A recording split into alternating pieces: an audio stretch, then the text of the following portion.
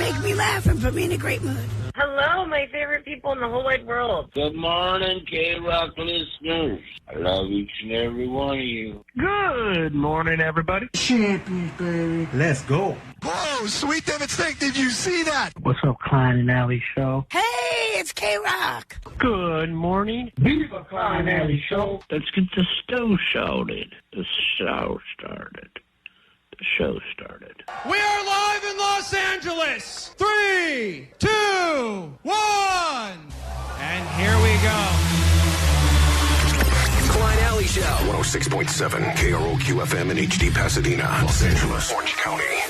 This is the world famous KROQ. Hell yeah, welcome back to it on a Monday morning. We are Klein Alley Show. This is KROQ, the original, 106.7. No, Jake, we're not doing that anymore. We've moved on. It's been canceled. My name's Klein, that is Allie.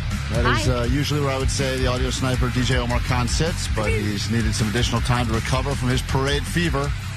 So, when that guy gets a good parade, and there's no bigger parade than the Macy's Thanksgiving one, that guy's going to have a lot of recovery days, I'm sure. It's a very busy parade season for him. Busy parade season. I think last night they actually did the Christmas parade in the heart of Hollywood. I was getting a lot of alerts. You want to come on out to the big Christmas parade? Wait, that already happened? Well, I think they shoot it yesterday so that they can air it on Christmas. But I think it actually happened yesterday because I was getting a lot of alerts about it and some stuff.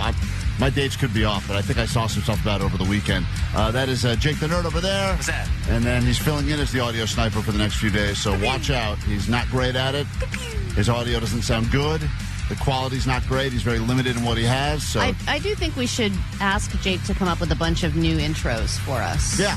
And just see how he does, with the heavy lifting this week. It's going to be an experimentation week with Jake stepping up into the role that he claims he created, the word audio sniper, even though he is the arbiter of sound, or as someone else called him. Audio now, but I made up both. Well, you're not good at either, so it doesn't really matter what you say. Well, now's your shot, and you're already blowing it. There's Vanessa in the back. She claims she's recovering from the flu.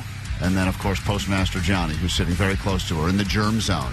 He's got the sniffles, we both too. have the germs. Oh, you guys both have the germs together? Yeah, so I think we're good. Oh, cool. All right, great. It's the kids' table over there. I got on Sticky. On our last show before we went on the Thanksgiving break, Allie, I got a text as my sister was flying out here from the East Coast, and she said, my son is not doing well on the flight. I thought he was just nervous about flying for the last few days, but now he has a fever. And he immediately landed, and they took him to urgent care where they found out that he had the flu. Damn. They were supposed to stay with us. So they tested for the flu and he was positive? Yeah, oh, flu positive. No, kick him out. Right, so she goes, so what do you want to do? And I go, what do you mean, what do I want to do?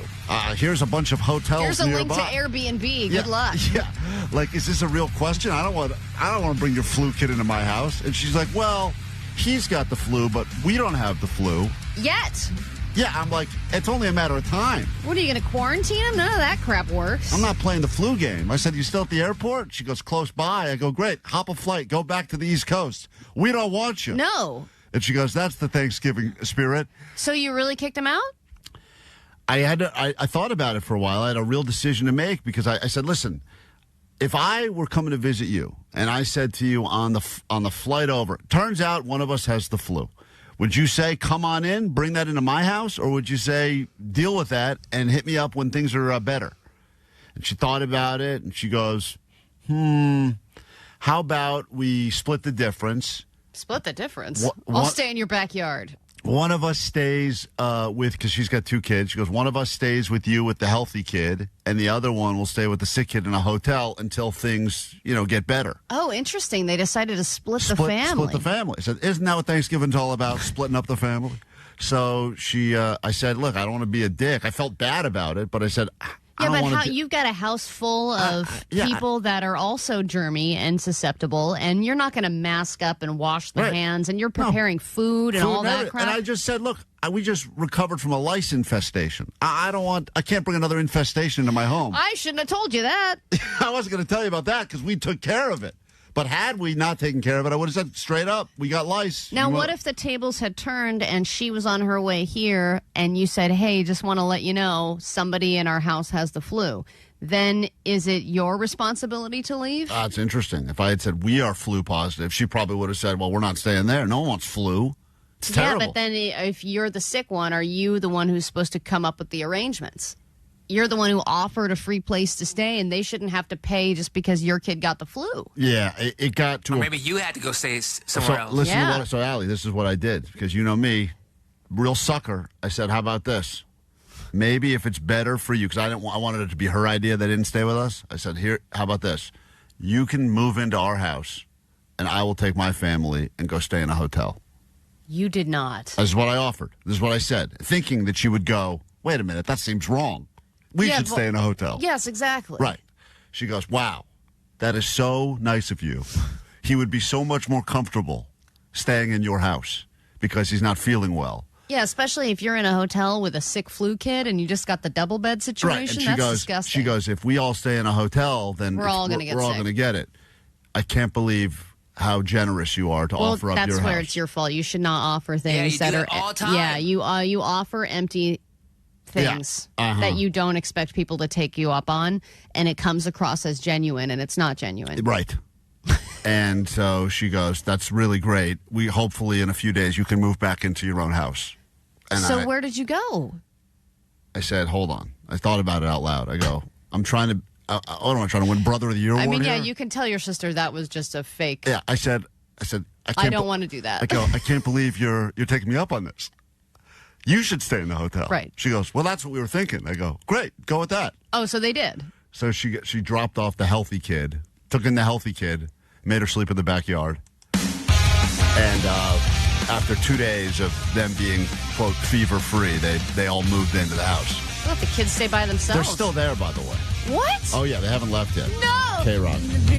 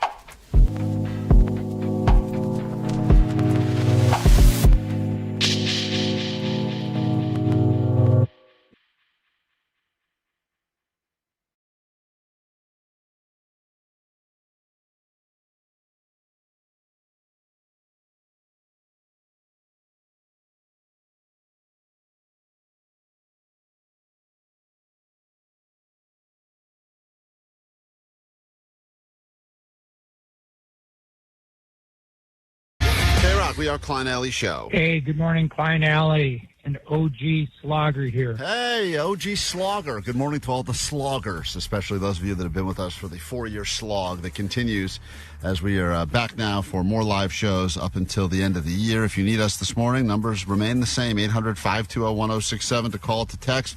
Talk about the stupidest thing you bought, either because you were peer pressured into it or because there was a sale and you got caught up in the frenzy of it. We will also be giving you tickets to, listen to this, Sally. Whoa! It's pretty great. 34th annual KROQ Almost Acoustic Christmas. Have you heard about it? I think through word of mouth. When we play this song later this morning from Third Eye Blind, they will be there, Semi-Charmed Life. You call us up and claim your tickets. We'll tell you exactly when you'll hear that song a little bit later, but if we do play that song between now and when we tell you to listen, call immediately and claim those tickets so you can get in to KROQ's Almost Acoustic Christmas. In fact, I do believe we're going to be giving away multiple pairs this morning, so be ready to listen and win.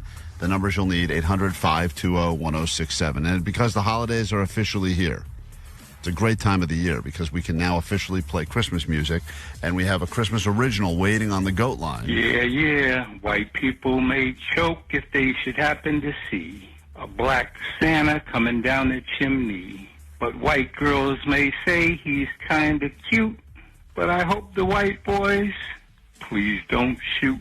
Oh, God. Don't shoot the black Santa coming down your chimney, yo. All right? He's all right. You know, black Santa's out here, too. You heard? Big Chocolate, the toe sucker piece, funniest fool on radio. Now, that's some funny shit, right? That's Big Chocolate, the toe sucker. He leaves a lot of his original songs on the Goat line, and we've never met this guy, but I think he does, around the holidays, he does make additional side money as a black Santa. I didn't know that. Yeah, and he wants to come out here. He does. He does? He wants to come out. Listen, let's have him come to the company holiday party. I would love to have him come out here, and I think if we just wait him out, he's going to fly himself out. He claims now because we're so cheap, we'll never bring him out here, and that's true. That's we are a fair cheap. assessment. But he does, and we don't play a lot of his messages because most of them are as bad as that one was. But that one's going viral. No, it's not. I think it is. I think it should be added to every Christmas playlist. When you say, Alexa, play Christmas hits, it'll be Jingle Bell Rock and then this. Jake, when Big Chocolate the Toe Sucker leaves messages, doesn't he say after each song, that one's going to be viral? He says that every song. I've never heard, it is good stuff. I've never heard them Fake it till you make it, baby. Just keep saying it. We've played them on this show, and then I've never heard them again ever. I want to hear an album of all of them back to back. Oh, don't. Jake will find it. That's what I call Happy toe holidays, sucker. KROQ. And maybe I'll get out there next year, and even if I got to pay for it, because you cheap bastards won't bring me out there and let me hang out in the studio. That's right. We'll try and make it happen later. All right, that's Big Chocolate the Toe Sucker. If you're a new listener, you're not a 4-year slogger. That guy calls and leaves a lot of messages on the Goat line. One of the many weirdos that contributes to this show. If you'd like to take some of Allie's money and use it on amazing Cyber Monday deals, now would be a great time to call us at 800-520-1067. 5 questions about things happening in the news. There has never been a better time to take Allie's money than right now. Oh, yeah, I'm definitely playing catch-up. And Klein is absolutely right. If you have that $100, you can turn it into $300 worth of stuff. You can play your cards right today. Call now, win next on KROQ. It seems like... There is nothing quite like Christmas in Los Angeles. KROQ Almost Acoustic Christmas 2025. Presented by Pepsi. Saturday, December 13th, Kia Forum. Hey guys, it's Amy from Evanescence. We are going to be playing KROQ's Almost Acoustic Christmas this year. Evanescence. Hey, what's up? It's Tim from Rise Against. We are playing the KROQ Almost Acoustic Christmas. Rise Against. That's when she said, I don't hate you, but I just want to save you. We are rocking and rolling right now, man. All American Rejects. It's Jacoby from Papa Roach, and we'll see you guys at the KROQ Almost Acoustic Christmas. Third Eye Blind. Wet Leg. Social Distortion. Get the message. The Paradox. Hey, it's Ryan from Yellow Card, and I'm so excited to announce that we're going to be playing KROQ Almost Acoustic Christmas. KROQ Almost Acoustic Christmas 2025. Tickets on sale now. Details at KROQ.com. Proceeds benefit Al Wooten Junior Youth Center in Parra Los Niños. Pepsi. Holidays deserve Pepsi.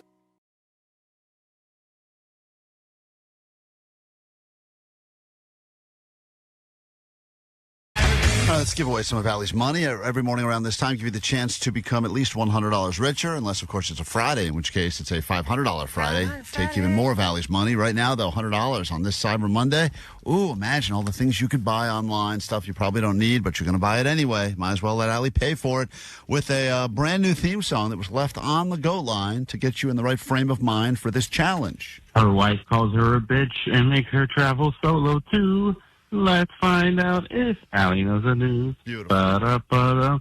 This Thursday night, it's the Women's Oil Wrestling Federation at the Bridge Street Music Hall. Thank you for that as well. The sponsorship has gone into Allie's exciting round of Allie Knows the News as we say good morning to Carmen from Los Angeles, who's up for the challenge. Good morning, Carmen, and welcome to KROQ on this Monday. Good morning. You feeling smart? A little bit. Haven't had my coffee yet. Little bit. All right, well, Allie's going to leave the KROQ studios. All right, bye. I'm going to leave with my coffee because I'm back on it, Oh, baby. yeah, Allie's back on the caffeine. Woo! We'll find all about it. Also, what is that? That's a health... What is that, leftovers you're eating right now? No, I was it's wondering, oatmeal. the studio's got a real, stuffing smell to it. It's cinnamon. Oh, man, Cinnamon Allie's and oatmeal. feasting right now. And she's moving slow today because she ran in that 10K over Thanksgiving. We're going to find out if she ever got that redo photo. She's out of the studio now. Your round will officially begin. Answer these questions quickly, confidently, and accurately. If you're just listening, see how you would have done if you know what's happening in the world with this edition of Allie Knows the News. Allie Knows the News. Question number one. This popular coffee chain has opened its first Los Angeles location right near the USC campus. Yum Yum. Yum Yum. We go to question number two. Let's go with this. Lots of stuff happening. This kids band had to publicly say that they do not endorse drugs after an unapproved ecstasy TikTok featuring them has gone viral. Which kids band had to come out and say, we have nothing to do with this. We do not endorse drug use. BTS. BTS. We go to question number three. This Disney character will be roaming the park in the near future as the first totally animatronic character to interact with guests. No human helper nearby. Which character is going to be roaming the parks animatronically? Grogu. Grogu. Go to question number four. This KROQ band has just broken Metallica's record at London's O2 Arena. Which band has just broken the Metallica record that has been around for a long time? Third Eye Blind. And finally, question number five. The Rams and the Chargers played yesterday. One team won, one team lost. Which team got the win? The Rams. All right, let's bring Allie in. We'll score it together. All stuff that technically happened in the news. Let's see if you do better than Allie. She's got her money on the line. We'd love to pay the people. In this case, the people is Carmen. All right, Allie, here we go. Question number one. Hello, okay. Popular coffee chain has opened its first Los Angeles location right near the USC campus. I think that would be Dutch Brothers. Ah, good old Dutch Brothers. Allie is a big fan of the Dutch oven. It's No, I'm something that not. she did. I thought Katie did that to you on your first date together. No, she didn't Dutch oven me. She just farted in front of me on our second date and then said, oops, that was my fart. Oh.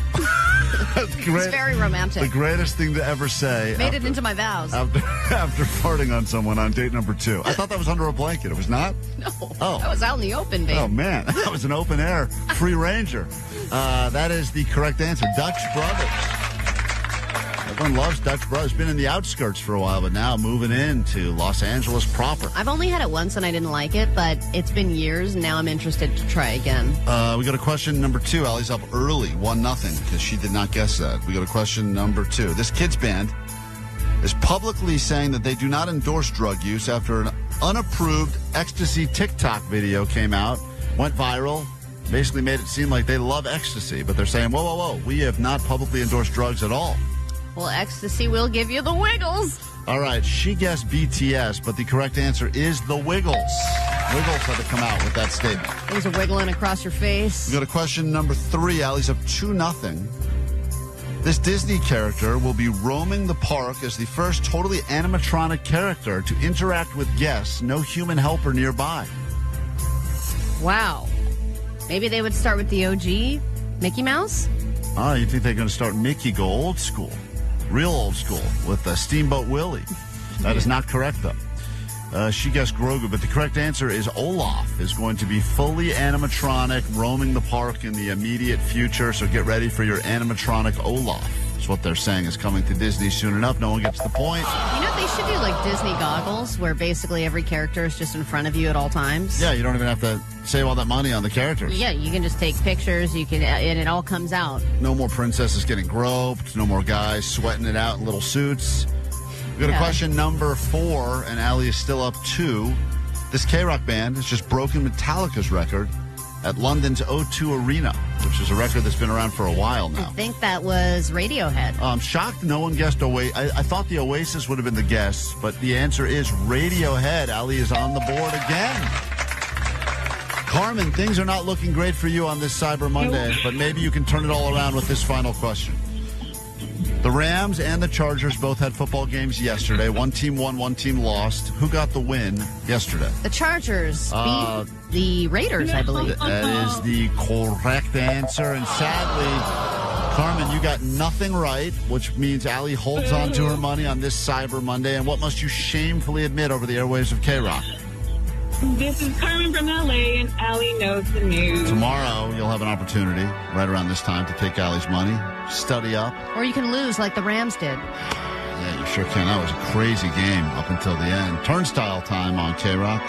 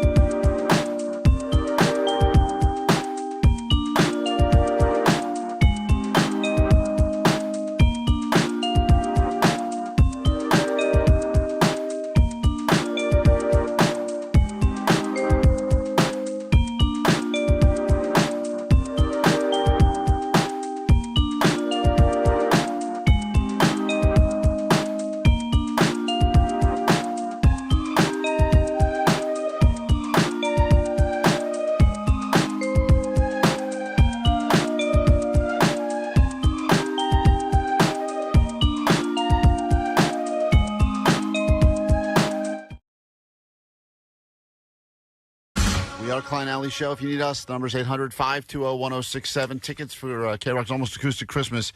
There's a Cyber Monday sale, an El Cheapo deal that's going on through midnight where you can get individual single-seat tickets for as low as $50-something with fees. Get them before those are gone. They've been selling quickly. And then you'll have a chance to win some tickets from us this morning when we play Third Eye Blind, Semi-Charmed Life, which will happen sometime between 9 and 10 a.m. this morning with us. And then I believe we have another pair to give you between 10 and 11. But we'll tell you about those details all coming up later this morning. My wife asked me to do something for her. This was almost a year ago. And she made me promise that I would do it no matter what. And then this past weekend, Does it pick her up from the airport for the rest of your life? Pick me up from the airport forever. She went through the third and most painful phase of the tattoo removal process. I didn't even know your wife had tattoos. She had a little tattoo that she had gotten when she was 16 and rebellious and like, I'll show you, Mom and Dad. And it was this little stupid butterfly. Butterfly, of course. It's always a butterfly. Because we want to feel pretty and delicate. And where'd she get it? Like right kind of to the right of the bed, like the right Skanky, where the love it. Right where the skank zone starts. You know what I'm saying? Right next to the slippery when wet tattoo. Yeah, that's right. That one, she claimed that was a birthmark. I believed her. Now, right in the waistline of kind of the pants. Yeah. And I didn't... Next to the thumbprints. Right. So I knew where to... It was kind of more like a direction for me. It was like GPS. So she said she hated it for a while. She pretty much hated it from the... she got it at 16, hated it from the age of 18 on, finally went through the process of getting rid of it, and said to me, never let me get another tattoo ever. And she used it as like a cautionary tale with our kids. Like, don't ever get it. Trust me, you're going to say at one point you want to get a tattoo and you're going to get... Trust me, I got a slut butterfly when I was 16 and I regretted it. You don't want the slutterfly. I got a slutterfly. You don't want a slutterfly. Hey, I did the same thing at 17 years old. I got a tattoo right above my vagina. Right. I don't know what that is. My mother gave me special permission because I had to be 18, and she said, don't worry, I'll make sure you can get one before you're 18. What's the tattoo say? Herb down below? No, I wish. So, over the weekend, she said to me, will you come with me to get a tattoo? And I said, what the hell are you talking about? Is this a test? Because you said to me like a year ago or less, do not let you get a tattoo. You don't want a tattoo. You can't be trusted with your own opinions. And when did she start talking about this ahead of time, or was this a spur of the moment? Because usually if you want a tattoo, you've been thinking about it for a while, so you have an image in your mind. So she claimed, I've been thinking about something I wanted to do for years. And I go, but... Is it her kids' names? Lame. Is it another butterfly? On the other side. I want to move the slutterfly. I want to turn it into a caterpillar, reverse it. Some younger. And I said, I don't know what you're getting at here, because you told me less than a year ago, no matter what, if you say you want to get a tattoo, talk you out of it, don't encourage it. And would you find this sexy in any way, or you don't find tattoos sexy? I don't care. Oh. I mean, I have no opinion one way. I don't notice anything about her except the holes. Right, that's it. Are the holes? Are you sealing up the holes? Because if not, I'm on board with it or not. I don't care. So she goes, no, I really wanted to do something, and she's feeling very like... nostalgic? I don't know, rebellious, nostalgic. I think, I think it's all part of some sort of a weird, like, midlife crisis thing where it's like, I want to be all rebellious again because life feels boring because it's a lot of picking up kids at school and that crap, So I'm like, great. You want to get a tattoo? Go get an effing tattoo. No, that's not what you were supposed to prevent her from it. Yeah, I know. The first thing I said was... keel over. Allie, What, after like 30 seconds, you're like, fine. I said, you told me don't let you get a tattoo. And she's like, my body, my choice. I'm like, all right, that's a good point. So go get a tattoo. Not to the government. Yeah, right. Did you talk to the Supreme Court here? Because they stand with me. So I said, she goes, I'm not asking for permission. I'm just asking you to go with me for moral support. And I said, but you also told me don't go with you and don't support this at all. Right. So now... who do you agree with, your present wife or your past wife? Right. Which wife am I dealing with here? Oh, man. you have to answer to the present one. I mean, it's a test. So, yeah, it's what I said. There's a future wife over there going, what is he going to do? I even asked ChatGPT. I said, what's going on here? And ChatGPT is like, I cannot help. Loading. Yeah, finally, even ChatGPT is like, you're on your own, pal. So I'm like, God damn it. So I said, listen, you said don't let you get a tattoo. Now you want to get a tattoo. I'm a big tattoo? Like where and what is it? And that's what she said to me. It's very small. It's just something that I wanted to do for a while. And I said, all right, so what do you want me to do? Like drive or something like that? What's my role in all this? And she's like, I just don't. I have a few different places. I'm not sure where I want to put it. And so I want to see where you think it looks best. Well, you're not a good judge of that. Yeah, I know that. You're not a good judge of what looks good or not good. I said, have you seen You've been wearing the same jacket since I met you. I said to her, do you see what I'm wearing right now? Look, right now, I picked this out of things. This is my body, my choice. And look what I've done. Look what I've done with my choice. My choice shouldn't be trusted. And she goes, no, but I do think you're good, like, creatively looking at stuff and saying, like, I'm good at... with food, Allie, not with body art. I'm not good at deciding where things look good, but I'm good at saying that looks bad because... Okay, right? Just like I am when people give me their kid name, when people come to me with their name idea for their kids, and I'm like, here's all the things people say. Here's what everyone's going to think. Here's all the make fun of names. So I say, all right, if you put it there, it's going to look like this. You put it there, it's going to look like a dingleberry. I'm good at that sort of stuff, So anyway, 5 minutes. Fast forward 5 minutes later, there we are sitting in a tattoo shop now. Where are your kids? They're in the car. Oh. Like at any good tattoo. No, they're home. I got my sister in town. They're home. Got it. Free Okay, babysitting. okay. It's great. And she's sitting there, and she's talking to this guy, and she's saying, I want to do, she wanted to do birth dates of my daughters, which I said already. It's got to be kids, definitely. It's a mistake. I said, so stupid. Because when you break up with your kids, then you have to get that removed. You got to get that removed, right? And I'm sitting off to the side, and she's there, and it's going to look like a prison number. Yeah, no kidding. What are you in the Holocaust? She was trying. She was trying to figure out a way to make it artistically not look like that. Because I said you look like this is your price tag. Yes. This is what it looks like. And she found out she spelled it out, whatever. But the point of it is, I hear as I'm sitting over there, she goes, "I don't want you to get involved anymore. Now I'm just sitting. I'm just the guy sitting by the chairs, looking at all the nipple rings, taunting me, by the way." And I hear this guy confirm the date, and she's like, "Yep, that's the one." And then he's, "All right, I'm going to stencil it up, put it on you, and then we'll ink it." And I hear the date. I'm like, "That's not my kid's birthday." What? It's not her birthday. She got the date wrong, off by a day. She forgot her own kid's birthday? Yeah. No way. So I go, at some point, do I... No, you must have it wrong. There's no way she would forget her own... The guy just confirmed. He's like, confirming you said this. And she goes, "That's right." And I go, "That's not right." Because both my kids are born pretty much a week apart. Right. But she's off by one day. So I go, should I step in or should I let this tattoo happen and then say, that's wrong? That's hilarious. That'd be so funny. So you're like, I should have listened to the former you. So I'm sitting there and I go, this is a big decision to make for me because she doesn't know I heard this guy say the wrong date. But how funny would it be if she got one date? It was the day before when her life was still good. Maybe that's what she wanted. The day before I was a mother. That's a beautiful day. The last day I was happy. This was my expiration date. Across my chest. It really is like a prison number at some point. It really is. So I say, "Excuse me." I jump up. I decide I got to step in here. I go, "Did you say the 9th? And he's like, "Yeah, that's the date she said." I'm like, "That's not the date of my kid's birthday." And then she's like, "Oopsies, that's right." Oh, that would have been so funny. She would have been so mad. He'd already done the stencil and done it on, so then he had to redo the number, obviously, to fix the date.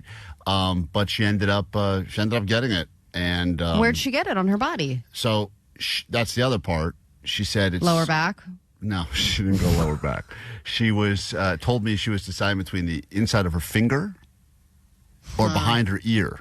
I thought it was either going to be the back of her neck, the behind the ear. That was a discussion as well. Because that's like the subtle. And so that's what I thought she had said.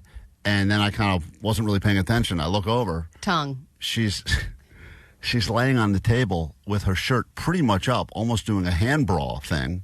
Did she do it on the side of her body? And she did it like where her bra would. She didn't wear a bra, but if she wore a bra, it's a sexy location. Where her bra would be, like right there. And I'm like, and she's like, "Isn't that sexy?" I'm like, "Yeah, it's sexy, but it's my kid's birthday. But these are my kids' birthdays. These are a constant reminder." It's basically a warning, yeah. If you do this again, you could be adding a third. We'll be adding more dates. You better be good, boys and girls, or I'll beat you until blood's coming from your ears and your eyes and your mouth. Merry Christmas! Klein Alley Show. And from your ass. Mornings on KROQ.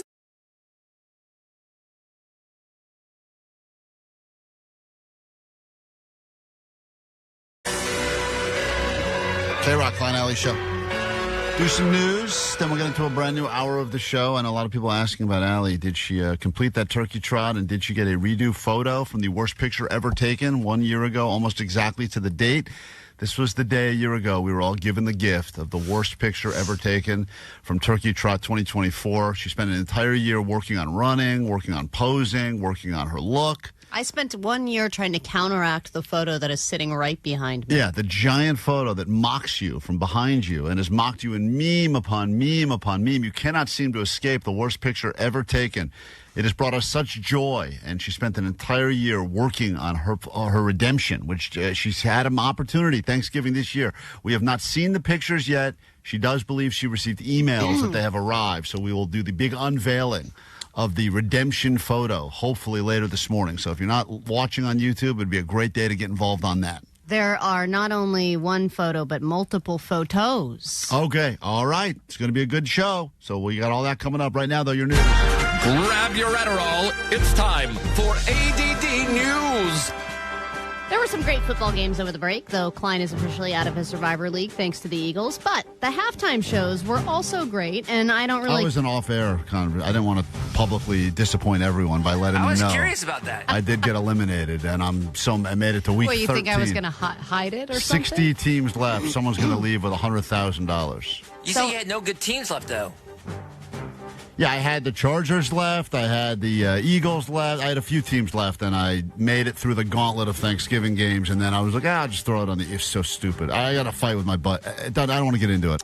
Because it was his decision to choose the Eagles? We had to pick two teams this week because there's too many teams left now. And I wanted to go Chargers Dolphins. He wanted to go Chargers Eagles. And, you know. The Eagles have been doing terrible. Cost us $100,000. Whatever. Who cares? Whatever, he's still my friend. I don't know anymore. Do you break up the friendship after that, or? The worst. I asked you to do one of those little Survivor thingies with me, you didn't. I did get a team for us, but we lost in the second week. Oh, I had no idea. Yeah, well, that's my luck. Woohoo! Glad I could contribute. You would have been disappointed. Okay. Anyway, I don't really care about Post Malone much, but Jack White was incredible. He brought out Eminem. They did a mashup of Hello Operator and Till I Collapse. Here's just a little bit of that.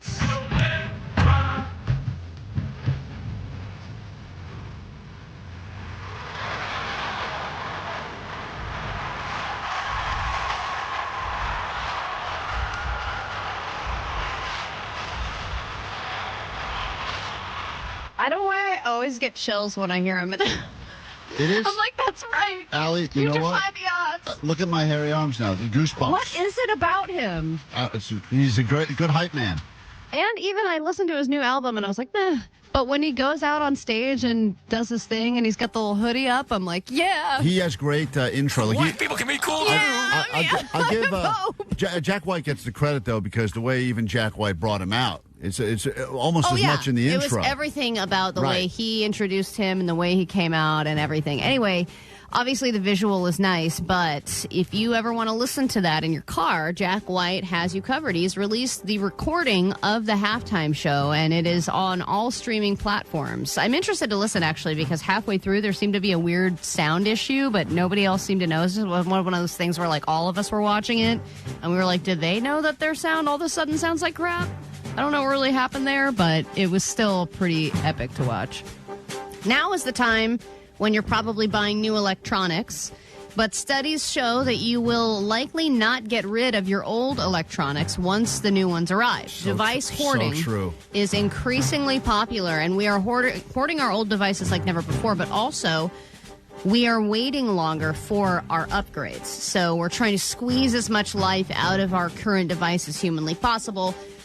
Then we finally buy something new and we're too afraid to get rid of the old thing. And it's not even just individuals doing this, it's also companies. Companies are waiting way longer to upgrade their equipment, phones, computers, etc. And they say it's starting to have an effect on the economy because people at work now are having slower internet, slower computers, slower phones, things that are outdated, and they're just waiting longer and longer to get new equipment in. KROQ has locked in on Windows 98 as our operating system. What are we at, actually? We are using Windows 98, and they're sticking with it for a while. Until eventually it's 2098, and it will once again appear to be relevant.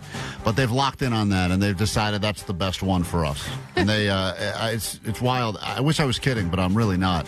Well, I think it would cost them, I don't know what the upgrade costs, $49. The company's like, nah, I'm going to stick with Windows 98, ride it out for another year. Well, because when you think about individuals, like I wasn't going to spend $1,000 on a phone. This was free with a trade-in and whatever. With all these deals that are out there, it's free-ish, but it's pretty... not free. It's free because my mom's plan. Right, you're still on your mom's plan. Her monthly has just increased ever so much for the next 3 years, but she's not going to notice. I love it that you think it's free because it's free for you. It is because free. you've figured out a way to still be on your mom's family plan, even though it's like 2 decades you've been sneaking on her plan. The point is, they make it easy for individuals to upgrade, and I would think that there would be incentives for companies as well. But whenever I do get, let's call it a new phone, whatever, I always hold the other one because I'm like, I don't know, if this one glitches out, I want to have the old one ready to go, and then I miss my window to send it back, and then I'm basically screwed with it anyway. So now I have a drawer full of, I mean, you can look at the technology of the last 20 years all sitting in one drawer because every time and every day, every one of those things I planned on either selling or sending back, and I just hold it. I love houses like yours because my mom has a household like this as well, and this time of year is great. If you're going over to your family's house, you start rummaging, you start looking for treasures. I walked away with 2 old iPads, and I now have an Apple Pencil that has never been opened. Great. And these were all things that were just going to sit in a closet, and once I was able to hack into my mom's iPad password, we're home free, baby. Yeah, but that's you. No one else does that. Just go treasure hunting at your family's house. Yeah, but Allie's point is that if you have parents that are technologically, whatever, wasteful, whatever, they have a drawer like that too, and maybe they just didn't know how to charge it properly, so they're like, got to get another one. Yeah, and you can power that thing up, and it's perfectly fine. Especially, I think people hoard because the old devices are still pretty great devices. Like the first iPad and all that stuff, I only ever bought one iPad, and it was the original one. Right. And I still have it. And I tried to fire it up, and it's almost impossible. But if you're a few generations old, that's still a great working device that you could totally use. All right, and then congrats to Radiohead. We talked about this a little bit. They played 4 sold-out shows at London's O2 Arena, and the gigs ended up beating an attendance record that was set by Metallica at the same venue in 2017. So they played 5 shows, like I said, and had at least 22,200 fans in attendance. And the final night was the highest, 22,355. So it was record-breaking nights that will go down in the venue's history. Congratulations to Radiohead. We get into a brand new hour of the show, and we do that right now. Klein Alley Show. 106.7 KROQ FM in HD Pasadena, Los Angeles, Orange County. This is the world-famous KROQ. Oh, hell yeah. Welcome to it on a Monday, recovery day. Leftover day. This is the hour that we introduce you to the Leftover Challenge, where we will all battle it out to see just how many days we can continue to eat leftovers before either we tap out or we get violently ill. Now, I don't know what the experts claim, but I think they say that with certain things, we're already now in the danger zone. If stuff was made on Thursday of last week, we're entering the danger zone with certain items that you could or should stop eating. But that just is a suggestion. Our bodies will be the ultimate judge and jury. I think the Ozempic Thanksgiving has been a blessing in disguise because while people didn't eat as much on Thanksgiving Day, that means that the leftover game has been strong. Nobody was happier than my stepdad, who is so overjoyed that we had so many leftovers because he's going to be eating turkey sandwiches, I think he said, for 2 weeks. Well, at some point, and I think today, we got to look at the official. They always release the official, like, hey, if you're entering Tuesday, it's time to stop eating that turkey. Yeah, but turkey, if you go to, like, a deli, turkey lasts for weeks, right? I don't think that's the right answer. What you're saying? Like in your fridge? I think it develops that layer of protective slime, but that's also a different style of turkey. I think it's not the same. Not all turkey is the same. Something's going on with that. I'm just saying. I don't know what the rules are. We're all going to battle each other out in the leftover challenge, and I think I have enough to last me through the week, but will I tap out before then, or will I get violently ill? I'm so bummed. I forgot my leftovers at my cousin's house. No, you can have some of Klein's. Jake, I got extra leftovers, dude. Woo! You'll eat those? You have them with you right now? No, not with me now. They're at home in the fridge. Tell me, what are your leftovers that you have exactly? I've got everything. So you have turkey, stuffing, mashed potatoes, turkey, sweet potatoes. And are you just making a full-on Thanksgiving plate, or are you making different variations of a Thanksgiving? No, I do. I shouldn't give this away. It's my secret recipe. But I basically do a Thanksgiving equivalent of a French dip. So I do gravy on the side, make myself turkey sandwich, and then I just dip like a French dip style into the gravy. So what I did is I had King's Hawaiian roll. Yeah, open that up. I dipped the top into the cranberry sauce. Then I put gravy. Then I did stuffing. Then turkey. Yeah. Then I closed it on up. Same version, except for the fact that if you're dipping every time. Dip every time. Yeah. It keeps the consistency of the sandwich a little bit more. Klein's like, don't tell anybody. I was like, I do the same thing. Allie does a very different thing. She does it better. No, she doesn't do it better. She does. No, I put it on the sandwich as well. She's the rookie move because the first few bites, great, but eventually that sandwich gets all sogged out, and I don't have to deal with that sog It's problem. a King's Hawaiian roll. Everything's the first few bites, then it's over. Right, well, okay. If you just have another one. You inhale your sandwich like Allie does, then sure. So anyway, we'll get into all that. Big announcement we'll share with you after this one from the Gorillas as an opportunity for us to all hang out together, and we'll tell you about that next.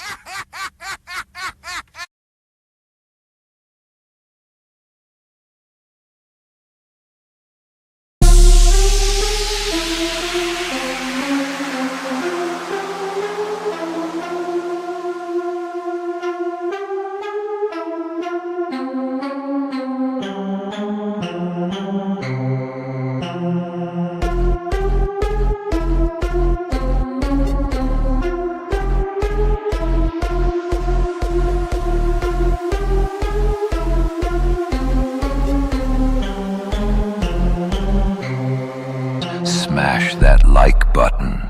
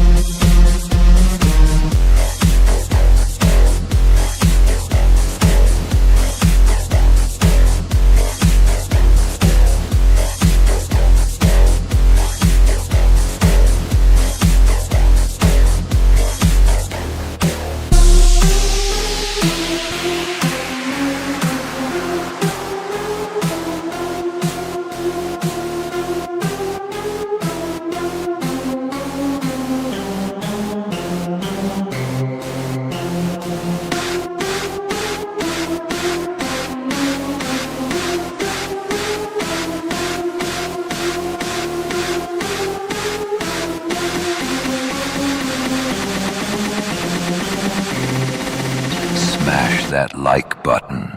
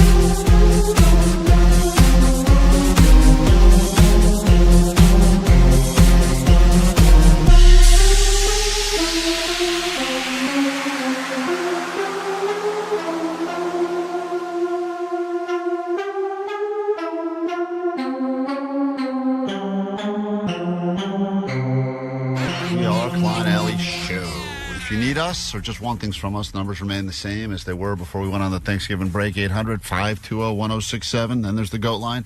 844-956-GOAT. Hey, sweet divots, guys. I'm kind of far behind on the podcast. Right now I'm on Shower Time 1119. And, man, that was a great episode. I love you guys. I know it's close to Thanksgiving. I just want to say that I'm very thankful for you guys. Thank you. Love you guys. Bye. We are as thankful, more thankful for you than you are for us. I guarantee that. And we would love to show you our thanks by having an opportunity for us to all get together for a Shover Time. We're going to bring Shover Time out into the masses, and we look for an opportunity every year before the end of the year to try to get together. And, of course, you got the KROQ Almost Acoustic Christmas, which is a massive venue, and it's hard for us to hang out with actual just, listeners of the show. So we wanted to do something additional, and we want to thank the Hollywood Park Casino for inviting us to do a live Shover Time from the Hollywood Park Casino happening 1 week from Thursday.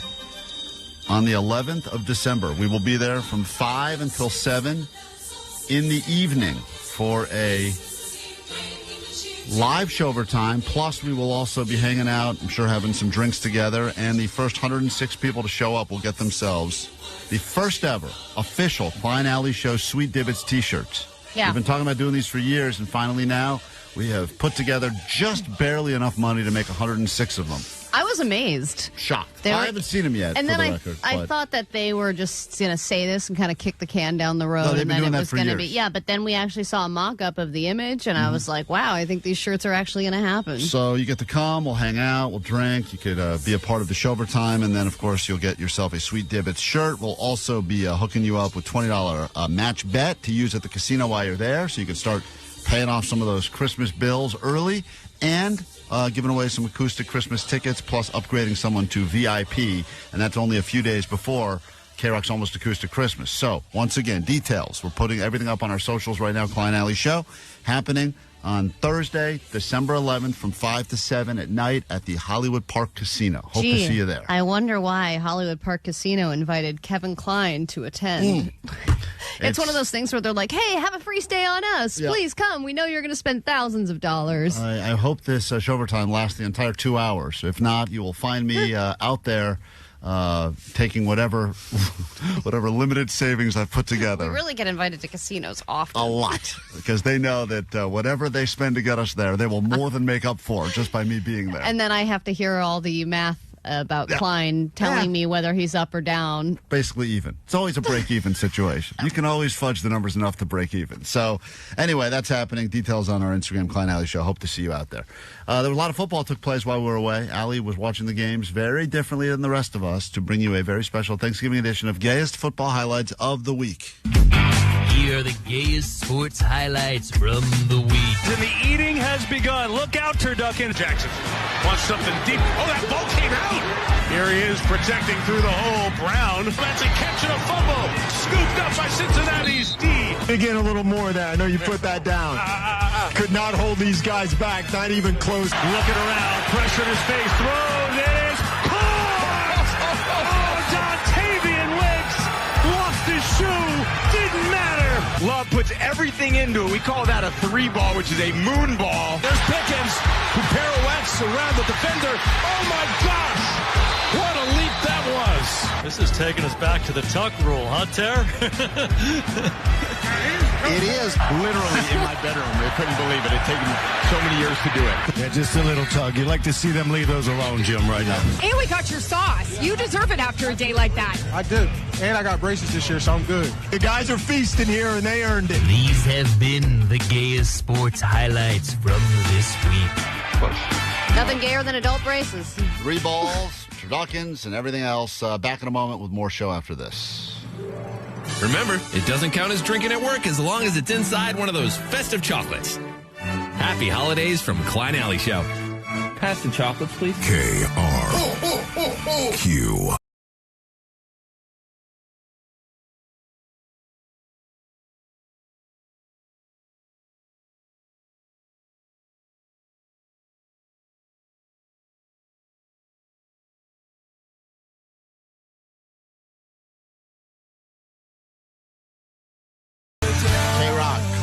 Show. The question is, what is the dumbest thing? And maybe you don't think it's dumb because you actually did buy it for yourself. But now you can think about it for a second. Go, would someone else accuse this of being a dumb purchase, but you did it because it was on crazy sale or because you've wanted it for a bit and you finally got that reminder because you got trapped in the algorithm? I got a lot of that. Anything I looked at all year long, I got some sort of a notification that was like, hey, that thing you looked at 4 months ago that you didn't end up buying. Well, because you're an impulse sale. buyer. That's why they like you. And didn't you spend money on peanut butter and jelly pot stickers that didn't exist? Well, that was an April Fool's prank, but I thought those were real. But now, as a result, I do get a lot of emails from that soup dumpling place about every other variation they have, but they never released the peanut butter and jelly ones, and I was going to be their one and only buyer. So here's the question. Jake's going to share with you something stupid that he bought because it was... he's the king of that. He's the king of buying stupid things. And if anyone can top Jake, 800-520-1067. We'll hear your stories. You can text him in. You can call. Love to get you on the air so we can all feel better about... Because I think there's a lot of self-discipline. When you're about to buy something, you know you don't really need it, but you kind of want it. It looks cool. Then the price drops again. Then there's a discount code, too. And you do all the steps of buying it, but then you finally go, whoa, whoa, whoa. You got back away, hands up, like a blackjack dealer walking away from the table, and you can actually move on and be like, I didn't buy that. There's actually a freeing feeling that's almost maybe better than the feeling you get, that immediate rush of dopamine when you do buy it. Described me to a T. You back away. I don't impulse buy, and I don't buy things that I don't need. But you said you were the, quote, queen of Black Friday. Because I had a list going already of every Christmas present I was going to buy for family and friends and everything that I had needed. And I looked, and it was like, okay, go down the list. Here are the things I need. I'm going to Google all the fun all out of it. That's no fun. That's like all organized. Excuse me, it's a lot of fun because I got all the things that I needed, and then I could go to the end of the day and go, hey, I saved $600 today because I waited and methodically picked out the things that I needed on the day that I needed them. That's planning. Was there something that you were going to get someone else, but the thing they wanted wasn't on sale, so you found a version of it that was, and then they're going to get like a dupe kind of? Then they get reverted to gift card status. Ah, got it. That's the final tier of the relationship. You deal with it. Yeah, you make that purchase. I couldn't find it within my budget. You do what I couldn't do. Here's part of what you wanted. You can go ahead and pony up the rest. I'll tell you one stupid thing that I bought. I bought some Christmas cards that just got delivered to an address that I don't live at anymore. Oh, yeah, you won't. You finally got the ones you were going to send to people? Yes, but I got them to an address I had 7 years ago, so whoever lives there, I'm sure, is going to enjoy 70 photos of my family. This person really likes it. We got so many. We got the whole family. You'll never find those again, right? They're gone. Gone. They're just gone, yeah. And the company, it's your mistake because you didn't check the ship address. I remember checking it. This is what I had to explain when I asked for the manager over the phone. Oh, boy. When I called UPS and called the website, and neither of them could help me. So I guess no one's getting Christmas cards. So the real loser this year is the family that just got 70 pictures of Allie in the mail. And the winners are all of us. Yeah, that's right. Hey, look at that. It's a Christmas miracle. All right, Jake, what's the dumb thing you bought? And if anyone can top it, 800-520-1067. Well, you know I like to buy band T-shirts, and I bought the T-shirt, the Chili Pepper show at the March 2 redo show, but I bought a large, and it was a little bit too tight, especially when I was fat, and so I bought an extra large on eBay. Same shirt, just one size bigger. And you paid way more for it, correct? No, I pay less. I pay like, what was 20 Well, you paid bucks? too much because you paid for 2 shirts. Yeah, I bought it again. I wanted a bigger one. But, Jake, aren't you like 20% skinnier than you were a year ago? Yeah, but I'm always afraid Now he has to of buy a getting medium. fat again. Yeah, hold on. Your whole system is flawed. So you bought the same thing you already own. There's nothing wrong with the one you own. You just wanted the same thing in a slightly larger size? Yeah, I like loose shirts. So what are you doing? Are you going to try to sell the large one now that you went and rebought the extra large? I like that shirt. I'll wear them both. You're going to wear them both even though one of them's too tight? Yeah, I'll just like one better. Well, plus, he shouldn't sell that. I mean, he's sweat through it how many times? That would be the real loser, the person that bought Jake's pitted out the offer-up chili person. pepper shirt. Poor person. But that is a real level of stupidity to buy the same exact thing in 2 different sizes, knowing that you're going to wear both depending on how bloated you're feeling. So or depending on which one is clean, which the answer is neither. Right. Which one is less filthy right now? I'll wear that one. Buying multiple sizes of things or multiple pairs, this is what my wife does. She will buy multiple things and go, I'll decide later at home, and then she won't return the things that she didn't really want. I hate it. Becky, what is the dumbest thing that you think you purchased? Because there's a lot of pressure to buy this time of year. I bought accessories for my car, like a steering wheel cover, seat covers, new floor mats, the whole nine. And then my car caught on fire on Saturday. Oh, damn. How did your car catch on fire? I guess I had a problem with my electrical that I didn't know, and I was running it with low water, which I also didn't know because I didn't get an alert, and then it started smoking, and then it caught on fire. So you purchased this stuff. Has the stuff arrived yet, or are you going to now receive in the next few days a box of steering wheel covers for a car that you don't have? Yeah. It's supposed to come tomorrow. Oh. Hey, you can put it on your new car. Probably doesn't fit. I love the concept that her car sounds like it was a real POS if it obviously caught fire because there was electrical problems. But she was trying to glam it up. Solution is, hey, just spend a couple of bucks on some steering wheel covers, new floor mats, problem solved. Looks like a new car inside. Meanwhile, it was an electrical issue all along. And now 2 days later, it's just a shocking reminder that your car is no longer... Valerie, hi, welcome to KROQ. Good morning. What is the stupidest thing you've purchased in the last couple of days? I was so excited because my daughter wanted to do an escape room experience, so they came on Groupon, and I thought, I'm going to jump on this.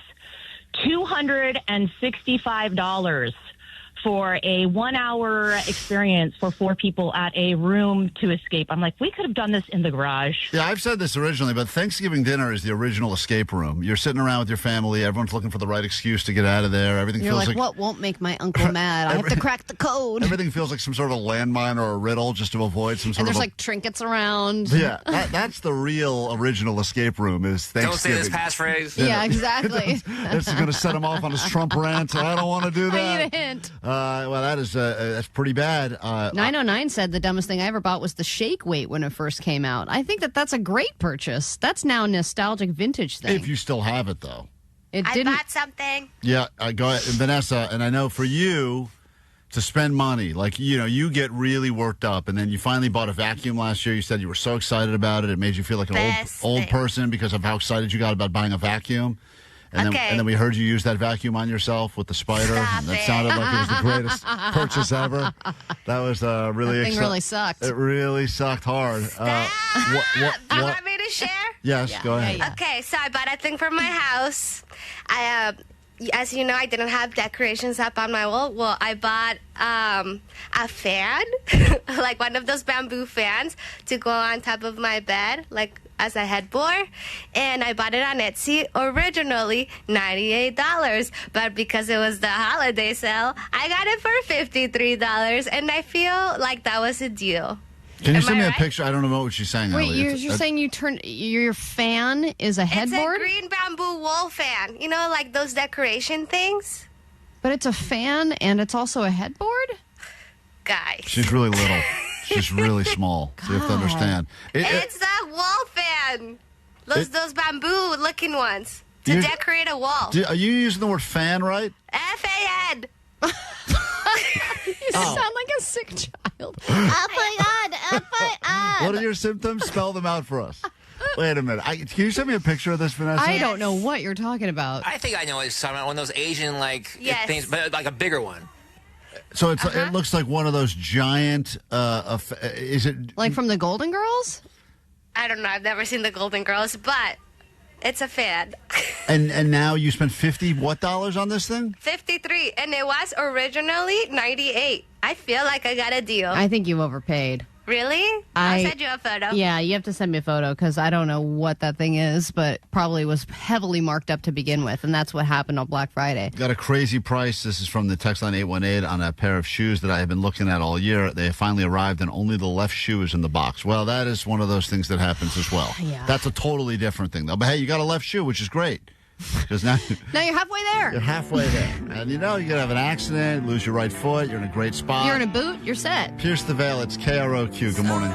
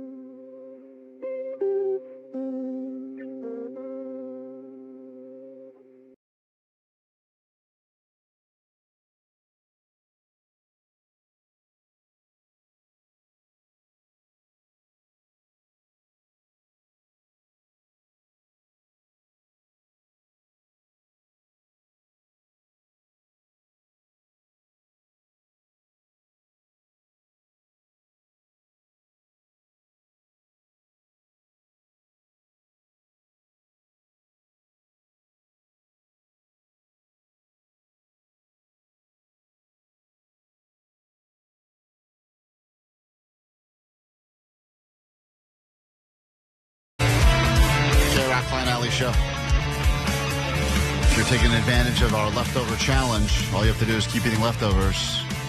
See if you can outlast us until you finally quit or your body decides that it will no longer accept the food without making you throw it up or having explosive diarrhea. Take the pledge. And I have a question. If you freeze the leftovers, does it count? No. Of course not. No, you just got to keep raw dogging from the fridge. Yeah, but why not freeze them so you can use them for the rest of the year? That's not the part of the challenge. That takes the challenge part of it out. The challenge part takes the flavor out, too. But yeah, I muster keep through going as is now and just go all natural. See how long you can last. Whichever one of us taps out first loses. Day 1 is tomorrow? Day 1 would be today, I guess, technically. Because today, I think, is the first day of the danger zone. We've entered the danger zone, which we'll break down a little bit later. If you got sick of your family at all, or you were bored, you had nothing to do, which happened to me pretty quickly. You probably went to the movies at some point, and everyone thought it was going to be a wicked Thanksgiving. But then out of nowhere, Zootopia 2.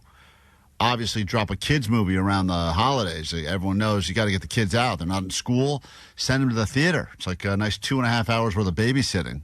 Yeah, it was the highest global animated opening of all time. Ever. Made $559 million. So we decided to get the official review from Moist Joyce. We were shocked when we found out just before we went on Thanksgiving break that Moist Joyce was going to see Zootopia 2, and she was excited about it. She's got no kids that I know of. She just went by herself because she's a fan of movies. And this is the official review of Zootopia 2 from Moist Joyce. It feels a little moist out here, Jake. What's going on? What's the last movie you saw? Zootopia 2. And how was it? It was great. It was really, really fun. Now, you think this is meant for children, but Moist Joyce, clearly by that voice, is no child. And she says it's maybe the best movie she's ever seen. I love Nick, the fox, and Judy. Judy's a rabbit. They're really fun. They go for the snake. The sloth is amazing. All the characters are fun. I think it even beat out Zootopia 1. Whoa. Bold call. Loved Zootopia, the first one. So she says Zootopia 2. This is according to Moist Joyce. It should be in one of the rare, the sequel's better than the original categories. Very rarely does that ever happen. We talked to Macaulay Culkin last week about how Home Alone 2 Lost in New York is potentially better than the original. He said he likes it more because he got paid a lot more for the sequel. But that's I'm sure Jason Bateman would agree. Yeah, I would think so. It was really fun. I actually watched Zootopia 1 the next day. And you like 2 better? I like 2 better, yes. 2 is a little bit more creative, I think. So there you go, the official Zootopia 2 review from Moist Joyce. So wait, Jake, has she seen new movies? She sees them every day? She's always at the movies? Yeah, she says she sees, I think she said 4 a week. I want to know if she saw the new Wicked movie, because I saw the new Wicked movie over the weekend, and I want to know what her thoughts are, if that is better than the original, because everybody, universally, I think, said it's way worse. Yeah, I mean, I would ask her, and I told her, anytime you see a movie and I don't see you, to call a Goat line. Yeah, I want to know about her movie reviews. She's given us some in-depth reporting on the movies, Allie, but, she's very busy this time of year. I did not know that Moist Joyce had a job. Did you know that? I just thought she rode public transit all day until Jake found her. But what is her job? Listen to this. They got better. They got more characters. I think they learned. Hold on. She's still talking about the movie. She can't get over her Zootopia 2 There were so many characters in the She loves Zootopia 2. I wanted to see Zizzo today, but I'm too busy preparing for a sale of Holiday Boutique that I'm making things for. She is an artist. A sale of a Holiday Boutique? What is she talking about? She's making her own original... Did she make that lame fan that Vanessa bought? She made that stupid thing. She finally sold one to Vanessa. Some sucker bought my paper fan to put behind her bed for $50. I mean, it does look like it's made of paper. It's funny because the thing that Vanessa just put behind her bed, we just saw a picture of it, is the kind of thing that, like, when my kids are done at Dave & Buster's and they don't have enough tickets for anything good... That's what they leave with, is one of those fans. It's anytime we go anywhere where there's like, oh, man, if only we had 3 more tickets, we could have gotten something good. And they're like, you want one of these fans? Yeah, or you're at like a flea market and you're hot and you don't know what else to do. And this is your only solution is buying this fan. You spend $50. We're sidetracking No, here. we're not. No, you don't even buy it. You make that yourself. Yes. Yeah, you could with have a made green piece of paper. Yeah, 2 hands and a piece of paper. You could have made that right there. If I get it in person, I will bring it and show you that is cool. Okay. At least I'm hoping. This paper fan is... Jake bought the same shirt twice, and still, Vanessa's giant decorative paper fan is the dumbest thing. The kind of crap that I'm like, I only have one job. I need some kind of side hustle that doesn't require a lot of effort. Yeah, you make those things. I'm going to make some little fans, and I'm going to sell them on Etsy. You paid $50 for that. It's crazy. That's crazy. That's what the seller is saying. I know. And that's Moist Joyce. She made that right there by sitting on it. Here's what she's actually making, Allie. Oh, really? You're making stuff for a holiday boutique? Yes. I make something called diamond paintings. They're quite pretty. You'd have to look them up. All right. And how we look them up? Do you have a website? No, I do not. Wait, diamond. She makes something called diamond paintings. And I don't know what. And Jake did we have a picture of them as well. And Vanessa will probably also hang these in her room. But this is a Moist Joyce original, and she's selling them this time of year. You can come see the holiday boutique at the Betsy Lukey Art Center in Burbank. It's on between Clark and Olive. And what day? It's going to run from the 5th through the 18th. And you're there every day? No, I don't have to be there. My stuff will be there. So she's not even going to be there. You can't even meet the artist, Moist So Joyce. this is another thing that you would find at a flea market, Right. where those little gems, those little tiny beads, people glue them all onto a canvas to make a little picture. Like, it could be your favorite sports team. It could be the catch. It could be a sea turtle, whatever you want it to be. These are pre-made, like, designs, and there's, like, a number on it, and you, like, bedazzle it yourself. It's bedazzling with numbers. You have to make paint by numbers, but bedazzled. Yeah, she does that all the time in the bar. That's what she's doing while she's at the bar? Yeah. So when she's sitting at the bar drinking in the middle of the day and you find her there, she's working on this art? Oh, dude, in it, too. She's, like, way down onto the piece of paper. She's really, like, studying it and getting it down. I didn't realize. How much did she charge for her pieces? Did you ask her? Yeah, the paintings are $19, and there's little magnets for $5. She said they're $19 because she thought 20 would be too much. She's not wrong. I would like for Christmas to do wall-to-wall for Vanessa's room. Yeah. In these diamond paintings. Yeah, Vanessa, trust me, we're saving you from that big fan you bought. This is not my type of decoration. Well, I appreciate her art, but no thank you. It's going to be. I'm excited. Congratulations to Moist Joyce. I didn't realize you were such an artist. I will have quite a nice sign, but I don't think I can put Moist Joyce Presents on it. Oh. What will it say? It will say Diamond Paintings by Joyce. That's cool. We got to get some of those, some original art. All right. I want to wrap the studio. We should wrap the studio. In $19 Moist Joyce diamond paintings. Yeah, we're moving on. It can say smoke flower. She just has to make them. She has to make them. Bring her here with her little diamonds. She can bejewel the whole place. Cool. It'll look like the back pocket of someone's jeans from 20 years ago. It's the new mural. We got to take a quick break. We get back. We have more show to get to. Your A.D.D. news, and we're getting closer and closer to getting you tickets to KROQ's Almost Acoustic Christmas, and then the big unveiling of Allie's Turkey Trot redo photo. Will it be worse? Is it even possible? Will it be better? Probably not. We'll find out after this. Klein Alley Show. It doesn't give me like the, wow, it's Christmas. You know what I mean? KROQ. KROQ. Hi.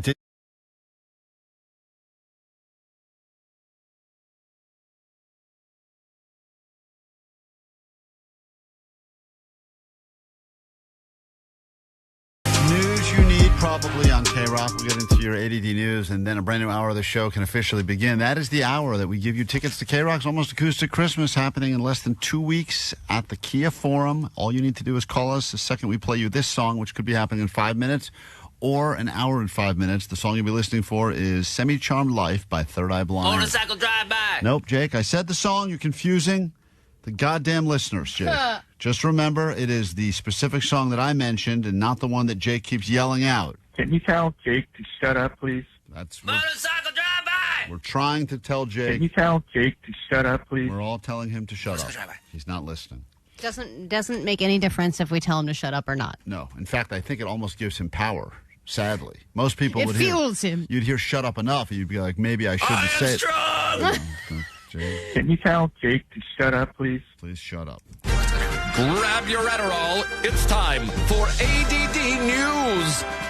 You're back at work, but you're probably not working today. It is Cyber Monday, one of the least productive days of the year, and one of the better deals out there, I think, is the AMC Popcorn Pass. Have you heard of this one? I thought the best deal was the paper fan that you could buy to put behind your bed. $50 for paper fan. $50. I found A lot of people on the text line have sent me links, Vanessa. We found an equivalent of what you purchased for $3. Stop it. Is it good quality? Are you helping an Etsy artist? I don't think so. Is that what you're telling yourself to make yourself feel better? 100%. Yeah.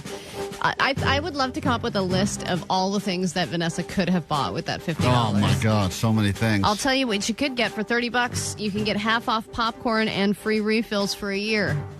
That's their popcorn pass that they're putting out right now for $29.99, where you get half off popcorn and a free refill every single time you go to the movies, every single day for the next year if you buy that. And if you go 7 or 8 times, that pays for itself, which I think most people do that in a year for the movies. The biggest issue with the refill policy is that it requires you leaving the theater to get the refill.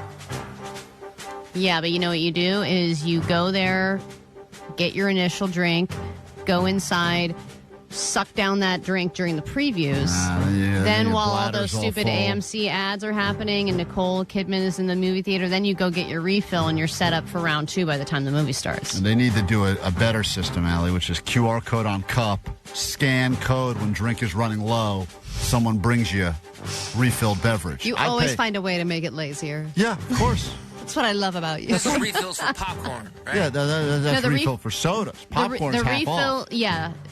I thought refills were free anyway. Yeah, you could always get a free refill. I go to the AMC like at least once a week, and we've been doing this for a long time. All It's the nothing beverages new. are free refill? Yeah, everything. Right there, The- self-service. Yeah, popcorn and the drinks. Drinks you can fill up as much as you want. Well, But you can't refill the popcorn as much as you want. Yeah, I take it to my guy, and he's just like, all right, here you go. Not everyone has a guy. No, but like you can This do is this at half off every Allie, AMC. hold on. Al, you told me you don't have a popcorn guy at the No, theater? I don't You have don't have a popcorn guy? Well, What I a gotta- loser. Loser, you are. Johnny's just That saying. guy definitely wants to have sex with you. John, give this kid more popcorn. Eventually, he'll do me. You want me to fill you up? I will. Hey, the reality is what Johnny's saying is that he just takes advantage of the self-service drink machine with the free refills, and I guess everyone does that. But the deal is, you're not. You're not- bypassing that. Yeah, you're I not guess. supposed to get the refill, But and I some think- places you're not supposed to. How are you not supposed to? They don't care either. The kids working there don't police it. They definitely don't care, but the way it works with a lot of the theater, if you buy the large size, they'll say you can get the refill, but you're not supposed to refill on the small size.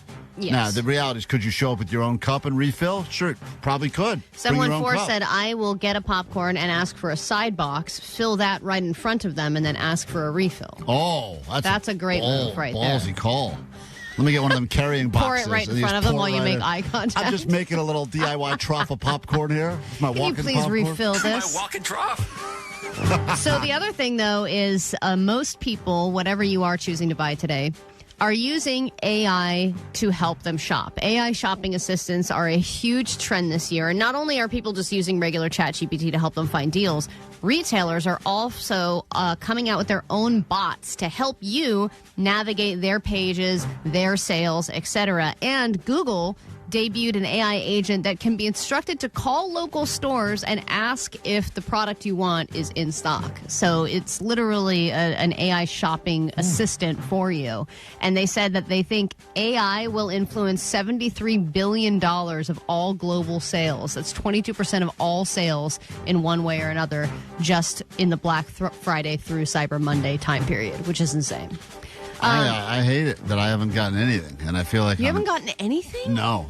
But I need to sit down and really do it. I've come close. I got a lot of things in cart right now. That's I have not done click to buy. My mother told me over the break that Black Friday is her favorite day of the whole year. I believe that. Because not only is it the great deals, but all of the stress of Thanksgiving is over. You have all of your favorite people in town. Everyone's just hanging out. No one really has plans. Maybe you go see a movie, whatever. You just kind of eat leftovers, hang out, and talk about shopping. And people like to accomplish things, and even though it's not really accomplishing anything to finish your, quote, shopping, it does feel like you've accomplished something. You've gotten a big thing off of your to-do I bought list. a year's worth of deodorant. Which for Jake means zero deodorant. $2,000. It's keeping Jake's track. popcorn pass. Okay, now we're going to move on to a local crime and a mystery that needs solving. Can we find the cat burglars of South L.A.? Let's find out. A barber shop in South L.A. taking not only equipment, but the store's pet as well. On a morning meant for family, a crew of burglars made themselves right at home inside L.A. Fresh Cuts. Surveillance video shows them smashing their way into the South L.A. barbershop on East Florence Avenue just before 2:30 a.m. on Thanksgiving. Not sure why they did this, but it's took the whole door down as well. They ran to the back, took the cat, and carelessly just threw him on the back of their car. The shop's mascot, a friendly fixture in the barber chairs. Now take a look at this video as the masked burglars steal the cat in its kennel as it frantically springs around looking for help. It's not just any cat, it's a family member. Now, just a word for the burglars if you're listening. This cat has no value. No cat has value. Well, and I it's say that as somebody that has 3 cats. Right, but the owner, they should have value to you, sentimental value. Of course, but there's no benefit to you stealing a cat. Actually, that cat looked like a bangle. If it's a bangle, those are expensive. But you can't flip it. I mean, you're saying a bangle you could flip on the... Yeah, man, those are expensive cats. Oh, okay. Well, the fact that it was in a cage lets me know that either they're horrible animal owners or it is a special cat of some kind that needs to be locked away at night. And maybe they knew. And maybe maybe that was the plan all along. They went in there, got a haircut, realized, the cat's got some value right there. I think they took the cat and they were like, we're probably going to get like $50 for this thing. Let's take the door. Just take the door. Let's just take the door down as well. A lot less upkeep. And then one PSA for weed smokers out there. ER visits are up with a new condition that experts say is caused by chronic weed smoking. It's called scromiting. And doctors say they're experiencing increased ER visits as a result of this. The culprit it's called CHS, but it is a disorder that triggers relentless nausea, abdominal pain, and severe vomiting, otherwise known as scream vomiting, which is otherwise known as scromiting, which can strike 4 to 5 times an hour. And they say that the reason most people get this is by too much smoking. Too much smoking, or is it too big of a bong hit? When you used to do those gravity bong hits. That hits you deep, doesn't it? Hits deep. You feel like you burned your esophagus. Those are times where I was like, I am hurting myself. Yeah. I am really hurting my body. Like, that permanently changed me. Yeah, there's some times where, as you take the hit, you go, I think I'm going to be high for the next 9 hours. Yes. That's how deep that hit was. Or I've singed off part of my lung. Now I'm such a pussy. I'm sipping those little dog walkers, little tiny joint. And you're like... Yeah, I should get back into it. I got to get a gravity bong rip. You got a little pussy cough? See if I can still hang. Let's like I used to. Let's do it at the Shover Time. Let's do a gravity bomber. I can still make a great gravity bong. All right. Let's do it before we do our live Shover Time show that we're doing. We said details up on our socials, but we announced we're going to be out in the public on December 11th, 5 to 7 p.m. All the details. If you want to join us for the live Shover Time and score your very own Klein Alley Show limited edition Sweet Dibbits T-shirt, you can come and hang out. All the details up right now. Klein Alley Show. Brand new hour starts right now. Klein Alley Show. 106.7 KROQ FM in HD Pasadena, Los Angeles, Orange County. This is the world famous K-Rock. Oh yeah, welcome to your week. For those of you in recovery, feeling full or bloated, more than welcome to join us on this leftover challenge. This is the hour we'll remind you exactly what things you should stop eating immediately, unless you would like to go ahead and battle it out with us. See who quits first or whose body rejects first. It's the leftover challenge, and it starts today on K-Rock. We also did mention that this is the hour that if you listen very closely, you could hear a song that will result in you getting tickets to K-Rock's Almost Acoustic Christmas. Now, if we were smart, we would dangle that carrot in front of you for the entire hour, forcing you to listen to us straight up through 10 o'clock just for you to get the opportunity to win those tickets. If we were dumb, it would be the very first song we play of the hour. So what do you think, Allie? Are we smart or are we dumb? God, we always find ways to outdumb ourselves, so I'm going to go for dumb. Show me dumb. Playing K-Rock Almost Acoustic Christmas 2025. Third Eye Blind. We're dumb. I knew it. It's a good bet, Allie. It's a good bet. Woo! Double down. All right, call it 20. 800-520-1067. Let's go.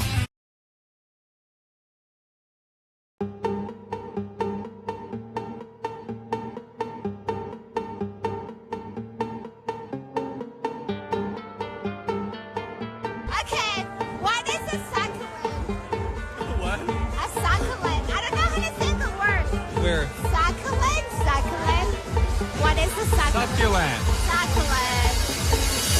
What's a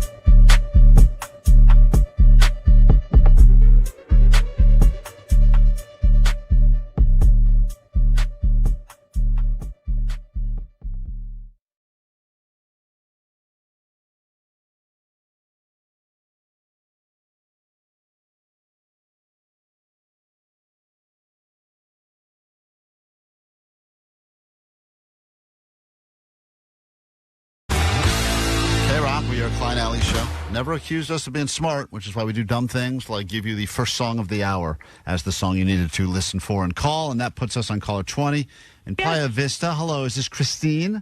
This is Christine. You're caller 20, Sweet Davids. You're going to KROQ's Almost Acoustic Christmas. You've won yourself a couple of tickets. I'm so excited. Hold on 1 second. We'll see you at the Forum on December 13th. And for the rest of you that are not as excited as Christine right now, take advantage of the El Cheapo Cyber Monday sale. Single seats for around $50, including your fees. Find those at Ticketmaster.com, details at KROQ.com. And Christine, congratulations. We will see you at the show. Thank you, Klein. Thank Thanks, you. Allie. Do we know if that loneliest seat is still available? For you, Jake? For me or anyone? We're not calling it the loneliest seat. That one seat. That one seat. Yeah. You know that seat? Yes, we know. Oh, the one seat at the Forum? Yeah. That is truly the loneliest That's seat? like just really off to the side. I There's just feel- one I seat feel by like- itself. One on each side. I think that one gets actually booked, purchased early because people like all of the, Loneliness? all of the content they can get from the loneliest seat. That's the one seat that's in a row all by itself. Right? It really is. It's just there's literally nobody next to you. Good. Check the seat map and see if the loneliest seat is still available. Because we should sell that one at an even more discounted price. Even more discounted. Because this is 25% off. I think it's less than $50. By the way, I would argue that seat, the loneliest seat, is the most valuable seat in the Forum, even though it's not you're not very close. You don't have to pass anybody to get out. You have a whole row to yourself. You get up, and there's no excuse me. There's no got to get up and take a leak. You stand up, you sit. Choice is yours. You don't get the eye roll of the person having to stand up and then stand up again when you come back from the bathroom. You get the flex of being able to loudly pronounce. I've got that whole row. Oh, the usher help. Oh, that's your row up there. That one seat. The loneliest. And you seat. meet your friends, and you're like, "Where are you sitting?" And you're like, "Right there." I think there's 4 loneliest seats at the Forum, I believe, because I think they're on all 4 corners of the Forum. So you could have but I guess 4 corners of the lonely. 4 corners of lonely. Yeah. So anyway, take full advantage. It's like Captain Planet. See if the loneliest seat is still available. Lonely Earth. The lonely apocalypse. Fire. So we did mention that we are in the middle of something now that we are calling the Leftover Challenge. And there is, everyone would argue the greatest thing about Thanksgiving is arguably the leftovers. And as much as people like to go ahead and brag, I heard someone bragging. I couldn't believe I heard this. Oh, I planned it perfectly this year. We had nothing left at the end of it. And that's not planning it perfectly. Planning it perfectly is knowing that you have just enough leftovers, hopefully, to roll you through this entire week. Although the experts, as always, are there to buzzkill. And we have the official rules of what you're supposed to listen to if you do not want to get violently ill. However, if you're looking for a quick cleanse before the next feasting begins around Christmas and into the New Year's, then perhaps you look forward to the week after Thanksgiving food poisoning where it kind of cleans you out, gets ready for a new batch Everyone of food. needs a cleanse after Thanksgiving. Right. So I don't agree. I'm just glanced at this. I don't agree with anything I have read. I know you don't. That's why we're doing the Leftover Challenge, so we can prove science wrong and hopefully prove ourselves right unless one of us gets violently ill in the process. They claim that cooked turkey should be refrigerated promptly, which means if you're one of these people that made the turkey, it sat on the table for a few hours, and then you decided, it's been out here, I'll just go ahead and put it in the fridge, you've already kind of ruined step 1, which you're supposed to refrigerate promptly after you've already served What it are you up. going to hover over people and be like, "Are you done? Are you done? I have to refrigerate." No. Well, if you want to take the rules seriously, and then you must eat it within 3 to 4 days tops, which means today you're already out of time. Absolutely Time's not. up. No, I think that you can double this, 6 to 8 days. No, It's like expiration on milk. The experts Totally claim suggestive. Of course, the experts are going to say eat it.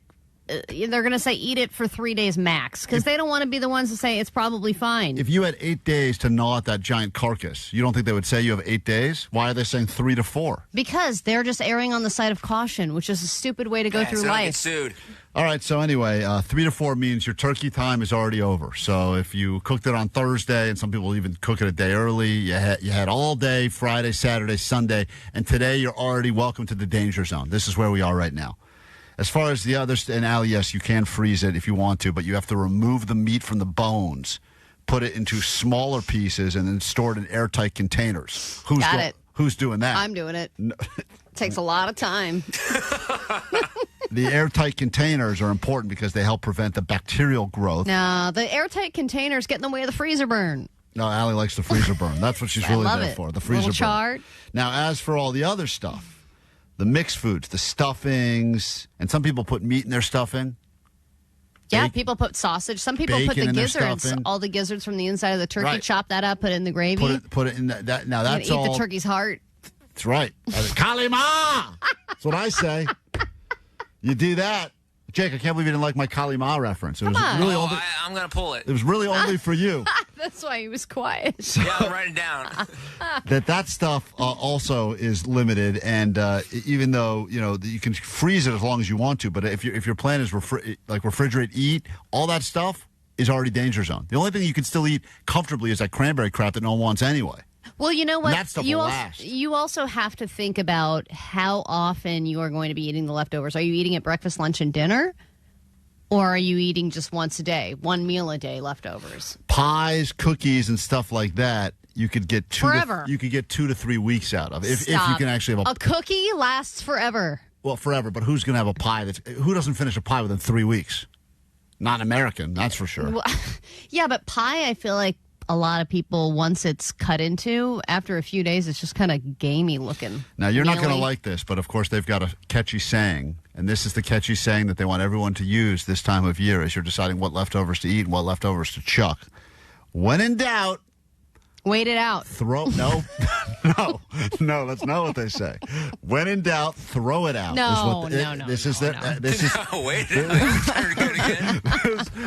their saying. Turns bad, then turns good. Allie's gonna when in doubt, get the gout. Allie's gonna come up with a new saying that's gonna help you. But the experts are saying, when in doubt, throw it out. If you're unsure about how long the food has been stored, if it smells off, looks off, tastes off. When in doubt, use the snout. No, use the smell test. That's the only thing that you can really depend on. You're better to just discard it and not eat it. This is what they're saying. And then waste food. And that turkey died for nothing. For best quality of all things that you made on Thanksgiving that you are still attempting to figure out how to work into an omelet this morning, your time has run out. You should refrigerate leftovers, but eat all things. They're saying 4 is the magic number, which makes today day number 4. No, it doesn't say 14. 13. And remember what they say. When in doubt, get the gout. Throw it out is what they're saying. So No. there you have it. Unless you want to take advantage of the leftover challenge, and we'll be battling it out and going all week. Are you going to tap out first, or no? You're going to keep eating? I actually don't have any leftovers because I had them at my mom's house. Hold on. Am I the only person eating my leftovers until I get sick? No, it brings it for me. I don't like this leftover challenge at all. You're the only one doing it. Johnny, are you eating leftovers still? I feel like Johnny's got a trough of stuff he brought back from some Thanksgiving. I did. I brought stuff back from 3 places, but I ate it all yesterday, too. So he's out. All right, so you're just So going to I'm just going to keep eating until I get sick? I don't like this deal at all. It seems like all of LA is starting to get into the Christmas spirit. KROQ Almost Acoustic Christmas 2025. Presented by Pepsi. December 13th, Kia Forest. This is Amy Lee from Evanescence. Tim from Rise Against. Tyson from the All-American Rejects. Keep it on KROQ to win. And what do you want for Christmas?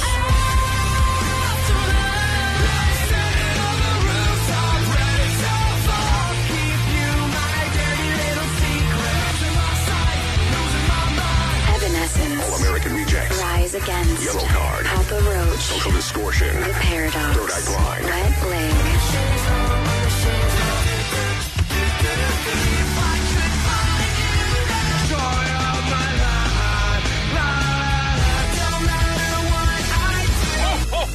We'll tell you a song to listen for. Hear it. And caller 20 wins their way in to KROQ Almost Acoustic Christmas 2025. Tickets at Ticketmaster. Tracy's Benefit Alberton Junior Youth Center in Palo Los Niños. KROQ. From Verizon. Verizon is the best 5G network.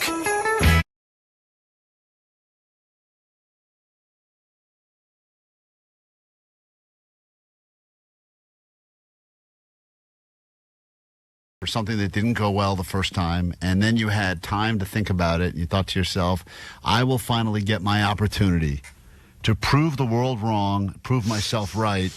And exactly 1 year ago, we were given the gift, the ultimate gift. It was Allie's worst picture ever taken, even worse than the haircut she gave herself. Oh, yeah, that was a bad one.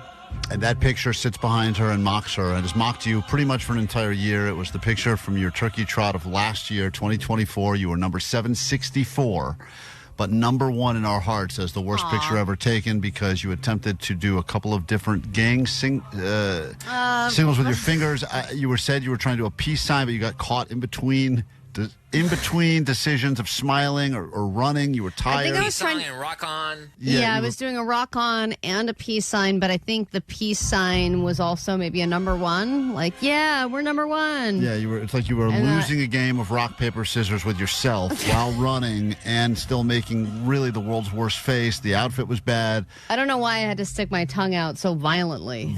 Aggressive. And everyone says the picture's offensive, even though Allie was not trying to offend anyone. She figured out a way to offend everyone. Because I offended every race, color, and creed. Yeah. And it's so offensive, the boss paid to get it blown up. That's right. Yeah. On his day off. On a day off with no money in the budget, this way it became a top priority to blow up this photo so that we could mock Allie. And it's given us a year's worth of laughter, and there she is. She went full Simple Jack for this picture. She didn't intend to, but she had a year, and she decided, you know what, next year, you made this claim almost a year ago on KROQ. Next year, I'll get it right. And you spent an entire year training, losing weight, running, working out, taking advantage of other 5Ks, doing practice runs, just so that you'd be ready to go, so that this year in the redo Turkey Trot, you'd be able to take a new photo to replace this one in our memories. Yes, and I even doubled down on the length of the race. I decided to go from a 5K to a 10K, so this was a 10K, 6.2 miles, and my goal was to do it in 1 hour. Was your thought that if you went twice as long, you'd have twice as many opportunities to take a better picture? I was just focused on stamina, Klein. If I was able to make it seem like, oh, this is nothing. You know, usually I think they take pictures early on so that you're fresh. Oh, I assume these are pictures as you're like about to cross the finish line. No, nobody looks good as they're crossing the finish line. Oh, so this picture from last year was not when you were crossing the finish line? No, that was early. Oh, my God. But I was like, if I can just get in better shape, I won't be so exhausted by mile one, and I'll look better. I won't be covered in sweat, disgusting, etc. Oh, man, that's a total new bit of information about that terrible picture. I didn't realize I was taken early in the race. You thought that was finish line? I thought that's as you were crossing the finish line. No, I think that was like mile 1 or 2. Oh, man. Jesus. Thanks, guys. Oh, my God. Well, it's like if you go to Disneyland, they're going to do the picture at the moment where you're going to look the most surprised. Right. Yeah. Right. Anywhere you go, the zoo, they're always ready to take your picture right when you walk in, not whenever they're having a tantrum throwing funnel cake on each other. Exactly. So they do that for these races as well. I did not know that. As I started running, mile 1, I did it in 9 minutes, 30 seconds. Mile 2, I was at 9 minutes, 28 seconds. I was feeling good. I was feeling strong. Did you do your makeup, before you get into this, did you do your makeup or hair special because you knew that you were kind of, even though you really, Trot glow up. Obviously you knew your goal was. Of course, for me, it would be called a trot glow up. I think you said trough. You're right. No, I didn't do makeup or anything. So, but you knew that your goal in all of this was to get a better picture. Yeah, but I wanted to have it be a fair game. I wanted to wear a beanie. I wanted to wear the Turkey Trot T-shirt that they gave me. I wanted it to be an even playing field. Did they force you to wear the shirt that they give you, or you just... No, they don't. You just chose to? Well, a lot of people wear it on the day of the race because it's the race. You know, you're representing the race that you're running.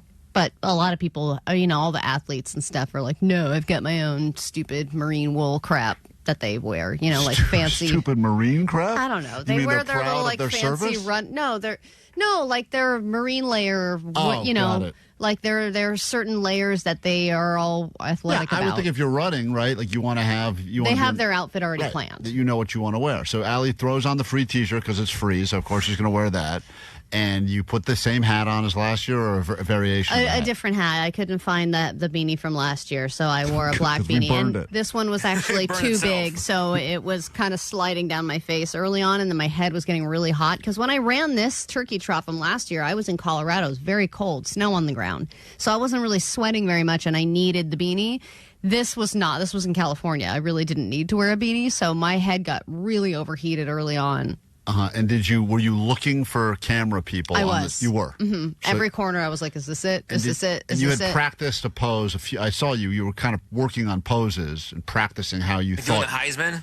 How you would look when you ran by the camera, right? Because you really got to get this right. You only have like one moment. I was focused on looking good while running. I didn't want to look like a disgusting mess, or like I can lean forward and stick my ass out when I run, which is embarrassing. So I was trying to just look more attractive while running the whole time. Do you think you have a better side? Like, were you thinking to yourself, I hope the camera person is on the left side or the right side? No, but I'll tell you what I don't feel good about was they decided to take a picture while I was running up a hill. And I don't know why anybody would choose that moment. As you were running up a hill and rounding a curve, there she was. And by the way, the photographer, very attractive. Sitting there, she was all athletic looking herself, and she was sitting down taking pictures of everybody as they rounded this uphill curve, which, again, bad angle. If you're looking at somebody going up a hill, struggling to get up probably the biggest hill of the race, not going to be my best look. But I saw her, and I knew all I had to do was just smile. I had to just look like I was not in pain or tired. So as this is happening, you know you're approaching the camera. It's your big moment of redemption. 1 year of mockery. The worst picture ever taken in the history of pictures. And most people, when they're seeing her, they're just smiling and moving on. I was very much in her face. You see the woman there. You now have your pose ready to go. You're well aware. And this time, I looked up, and I did a peace sign, and I smiled. And you felt good about it. And then I put down my peace sign, and I just looked ahead and ran while smiling. Right. As upright as I possibly could. I haven't seen the picture yet. I just received the picture. Allie has the picture. This is the redo photo, which we will be posting in real time on our Instagram right now at Klein Alley Show, Klein, if you're not already following. I think I had nailed it. Okay, and I was proud head, of myself for the race itself. I finished in 60 minutes and 6 seconds, 6006. Johnny says the picture's up, so I'm going to look at it on Instagram right now, like anyone and else. Klein, hold on. They told me after I finished, let's just finish with the good news here. I was finished, and they announced that some random people were going to get a free pie and or a free turkey. At the end of the race? At the end of the race. Based on what criteria? If you ran too slow, you get a pie or something? I thought it was just a raffle, random. Right. But it was based on times. They said, number 2046, Allie Johnson, come on up. And I was like, wow, finally I won a raffle. That's exciting. And I walked up and I said, where's my pie? And they said, you don't get a pie. Here is your third place medal. You placed third in your age group. Hey, that's something. Not only did I finished third in my age group. Yes, there were only 8 people in my age group, so I was third out of 8. But that's still exciting, and I got a medal for it. Hey, congratulations. Thank you. And I saw a lot of people walking around with third place medals. But I don't know but the most important thing is that you got your redemption photo. I got my photo. And I'm now on the Klein Alley. Oh my God. And none of anything that I had described was caught on camera.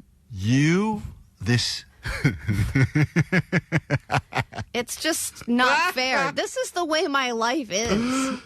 This photo is 5 other people in great focus, and I see... And smiling into the camera. I see you blurry. Yeah, side profile. You're almost completely...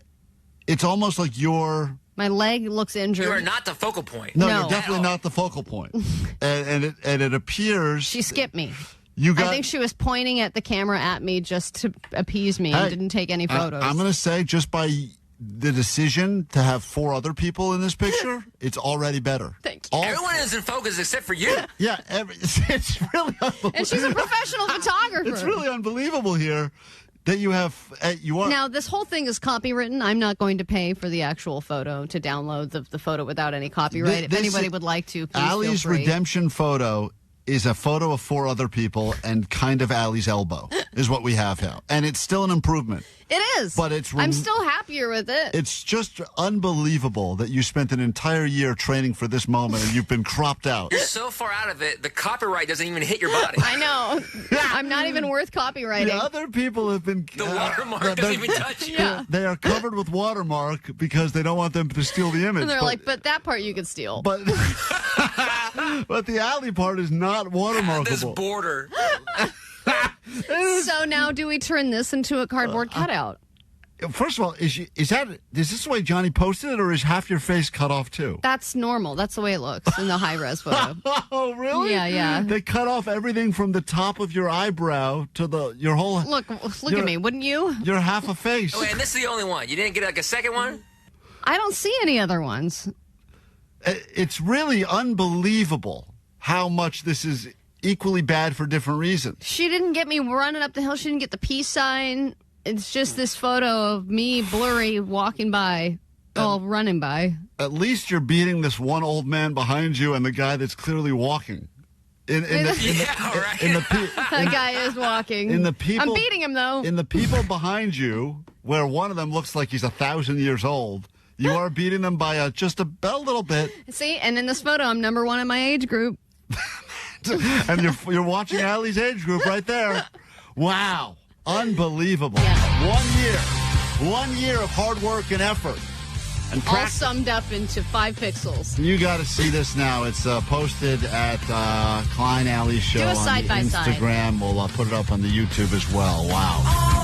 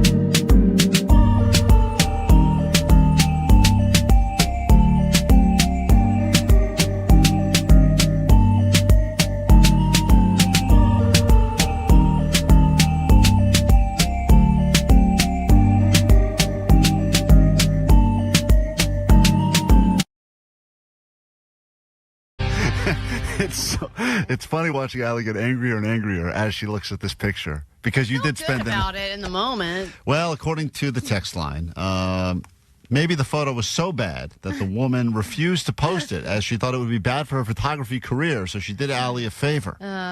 All mythical creatures are blurry and just out of frame, 626 says. They caught a glimpse of the ultra-rare Wonky Honky, as Allie's being referred to. It's like one of the comedy photos of the year. You know, they have those awards. Right. It's the Wonky Honky photo from the race. You do see half of Allie's face and half of her legs. On the upside, your calf looks good, so you got that going for you. 408, they cropped out the forehead, and she's blurry. She's never looked better. It is. Interestingly enough, the best picture that Allie's ever taken because there's only 40% of her in the photo. Yeah. I think the less of me in it, the better. Couldn't fit the full 5 head in the pic. Other people have their theories about that. Hey, the girl running behind you looks great, smiling right at the camera. Not only does she look great, she looks like she has not broken a sweat yet. She just looks like this is another day. I just want to mention, of all of these people that are insulting and making fun, 562 wanted to say, listening to this race bit, Allie, I'm so proud of you. Under 9:30 per mile for someone like you is amazing. Okay. Someone like me. Thank you so much. That is, once again, move on. Someone in my age group. The turkey trot, the Wonky Honky, with a time averaging 9 minutes and 30 seconds. Which technically 9 minutes, 40 seconds was my average. And her goal was 1 hour, and she did not hit her goal. She was 6 seconds over her goal. I really could have just pushed it at the end if there. you had not spent so much time hamming it up for the camera that didn't capture you at all. I think this was the 6 seconds I couldn't get back. That is remarkable that the one thing that kept you from your goal was your redemption photo. They also completely missed you. It could not have been scripted any better. You can't write it. You can't write my life. Truly it's too sad. Unbelievable. Allie is now the official mascot. Running Allie is now the official mascot for the 4-year slog. Well, that's beautifully said. It is a 4-year slog. That's my year 2 slog photo. It'll go up right next to year 1. There's always next year. Allie will start training now to get ready for next year's redemption turkey trot photo. You know, I wonder if there is a photo of the first 5K that we ran, the one where I ran it in a diaper. Oh, there's got to be a photo There's got of to that. be pictures of that, too. But I still don't think that will be worse. I mean, if we want to go ahead and spend some time. Johnny, I know this will get in the way of you looking up shirtless photos of that guy from Stranger Things, which you've been doing in the room for some weird reason. I don't know why. Johnny's obsessed with Joe from Stranger Things. He keeps looking at pictures of him. His hair goals, man. If you see that guy's hair, he's got goals, Who man. wants to get him a Joe? But I'm saying during the show, when we're doing a live show, if you could stop with your weird homoerotic fantasies of the Stranger Things guy. Save it for after. Yeah, save it for your private time. That running photo that Allie's talking about wearing the diaper, I usually have all the photos. I don't have that because that's before I started working Because here. it broke my phone. Yeah, but if you could find it, it does exist somewhere. Allie running in the diaper does exist. If you could find it so we could get maybe a slide through. I know it's not as much fun as you looking at the guy from Stranger Things you're into. Literally is a slide through. But if you could slide through all of Allie's race photos. I mean, have the actual pic, not her running, but I have her in a diaper. Okay, that's not what I asked for, Jake. All right. It's not just any diaper photo. all right, that's a good. I have a different picture of Allie in a diaper. Why? Does But, everyone have so many? but I would like to try to find her running in the diaper. It's got to exist. I mean, if you ran in a race, That was right post-pregnancy, too, so Somewhat. that was a bad one. And I by know. the way, that's probably to The be honest, worst. no, it's probably the best. It's probably your best picture. I'm not even kidding. Why? Because my giant, freakishly long neck is thicked out? 626 said Allie's neck is so long it has pushed her head completely out of frame for the giraffe. picture. For the picture right there. All right, we There's have no aspect ratio that can cover my neck. It's been posted up. I know you're listening to this, but you can see it right now. It's on our YouTube. It's up on the YouTube, Justin. Yes, it's up there as well. You can also check it out on Instagram at Klein Alley Show. We got to take a break. I didn't mention this when we gave away our last pair of tickets, but I should have. The next song you're listening for, which will be happening sometime after 10 a.m., between 10 and 11 a.m., is Get the Message by The Paradox. Nice. Be ready to call in when you hear us play that song, which we will be doing, because we're not getting out of here now. We're going to stick around for another hour of Klein Alley Show, which will start next. Do you know where your teenagers are? Klein Alley Show. This could be the night your child ventures into a secretive and potentially dangerous world. The world of world famous KROQ. Rocking around the Christmas tree with Klein Alley Show. Legally, these must sound Christmassy. Now somebody pass me the blow. If you wear glasses, it's like renting your vision.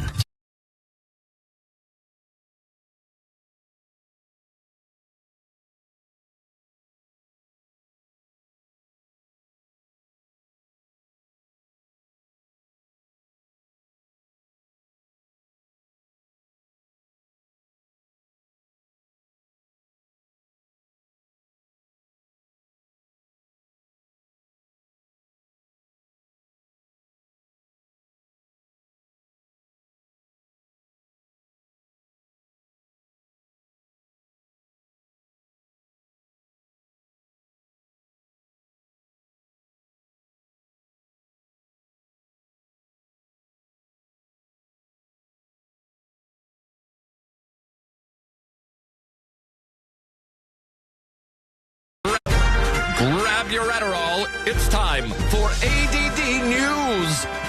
Yeah, so this break was a signal that the times are a-changin' because parades are up and Black Friday is down.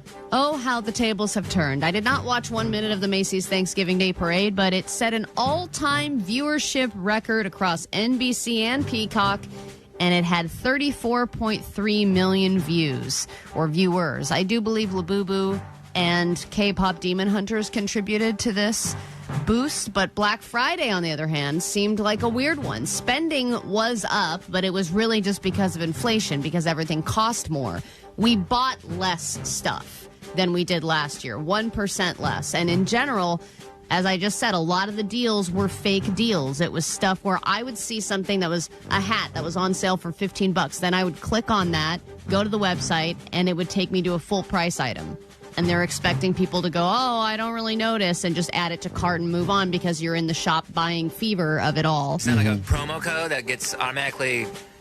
No, I would try the promo code, and the promo code wouldn't work. It was stuff like that, too, where they would have a promo code that was broadcast on the banner of the website, and then you would try it at checkout, and it wouldn't work, or it was already applied, and it wasn't the savings that you thought it was. So there was a lot of shenanigans going around, and a lot of people that I talked to said that Black Friday is dead, that it was bunk. There was a lot of, like, save up to 80%, and you're like, that sounds great. Yeah, they're like, but you're getting a 1% Yeah, but the things you wanted, it was like 6% off.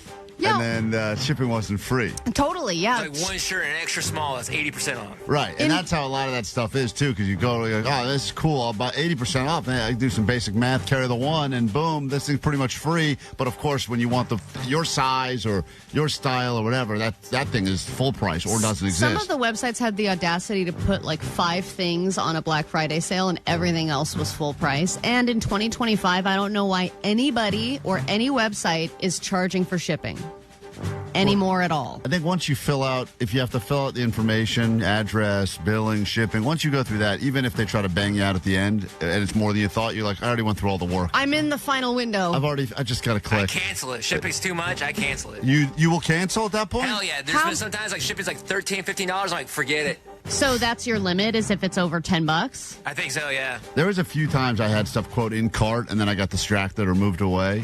And then it like lets me know. They're very aggressive on the follow-up emails and texts about... They're like, don't let it go. And then they have the little clock tick. Yeah, they talk about it like it's like some kitten I adopted. Don't let it get away. Save it while you can. We're going to euthanize this sale. I was like, all right, let it go. Yeah, but it's Cyber Monday. It's on today. So I think people would rather shop while they're working. So I think Cyber Monday is going to be more successful than Black Friday. Yeah, take full advantage. You just heard about the El Cheapo deal. This is no joke. This was a collaboration between Allie and Ticketmaster and KROQ, and it's a chance for you to get into the show at a dirt cheap price while you still can. Some of those single-seat Blue Dots. Sure, you're sitting next to complete strangers, but the reality is maybe you're not in your seat anyway. You're walking around the forum, so enjoy it. Yeah.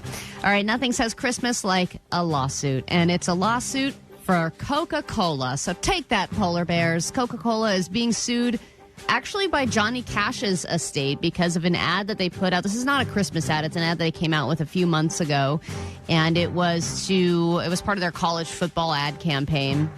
And there is a song in it that is performed by a Johnny Cash impersonator. I really thought that this was just another AI creation, but this is actually somebody singing. But this is the song, and Johnny Cash's estate says it sounds way too much like him. I stand alone with fire inside.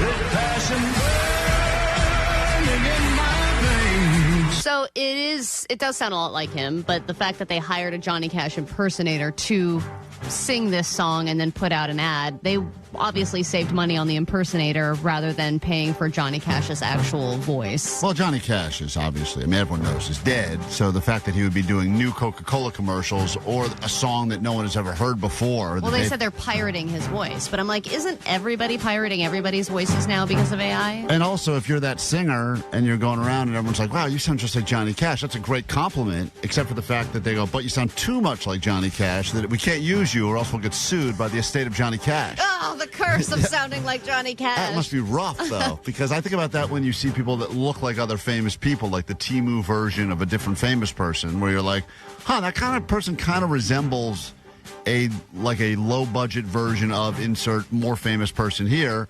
Could they go ahead and do commercials and endorsements where people are kind of half watching and going like, hey, I think that's Glenn Powell. And they're like, no, that's definitely not Glenn Powell. We are definitely Temu versions of hotter people, so we can relate to this. I get that all the time. Hey, we're cheaper.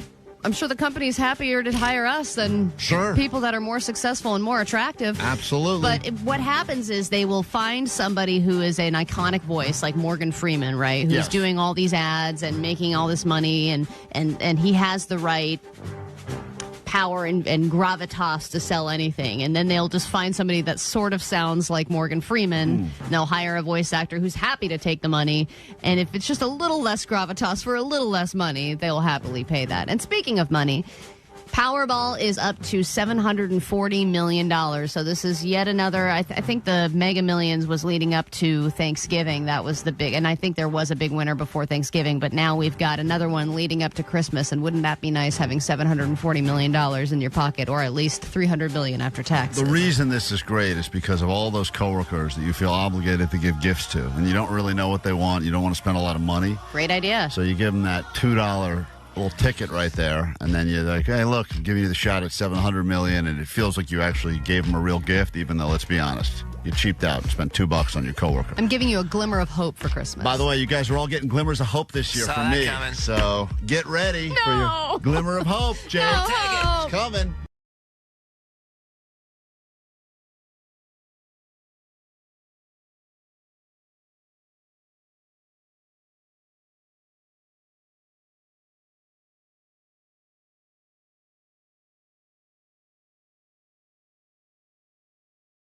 He is listening. He just doesn't care.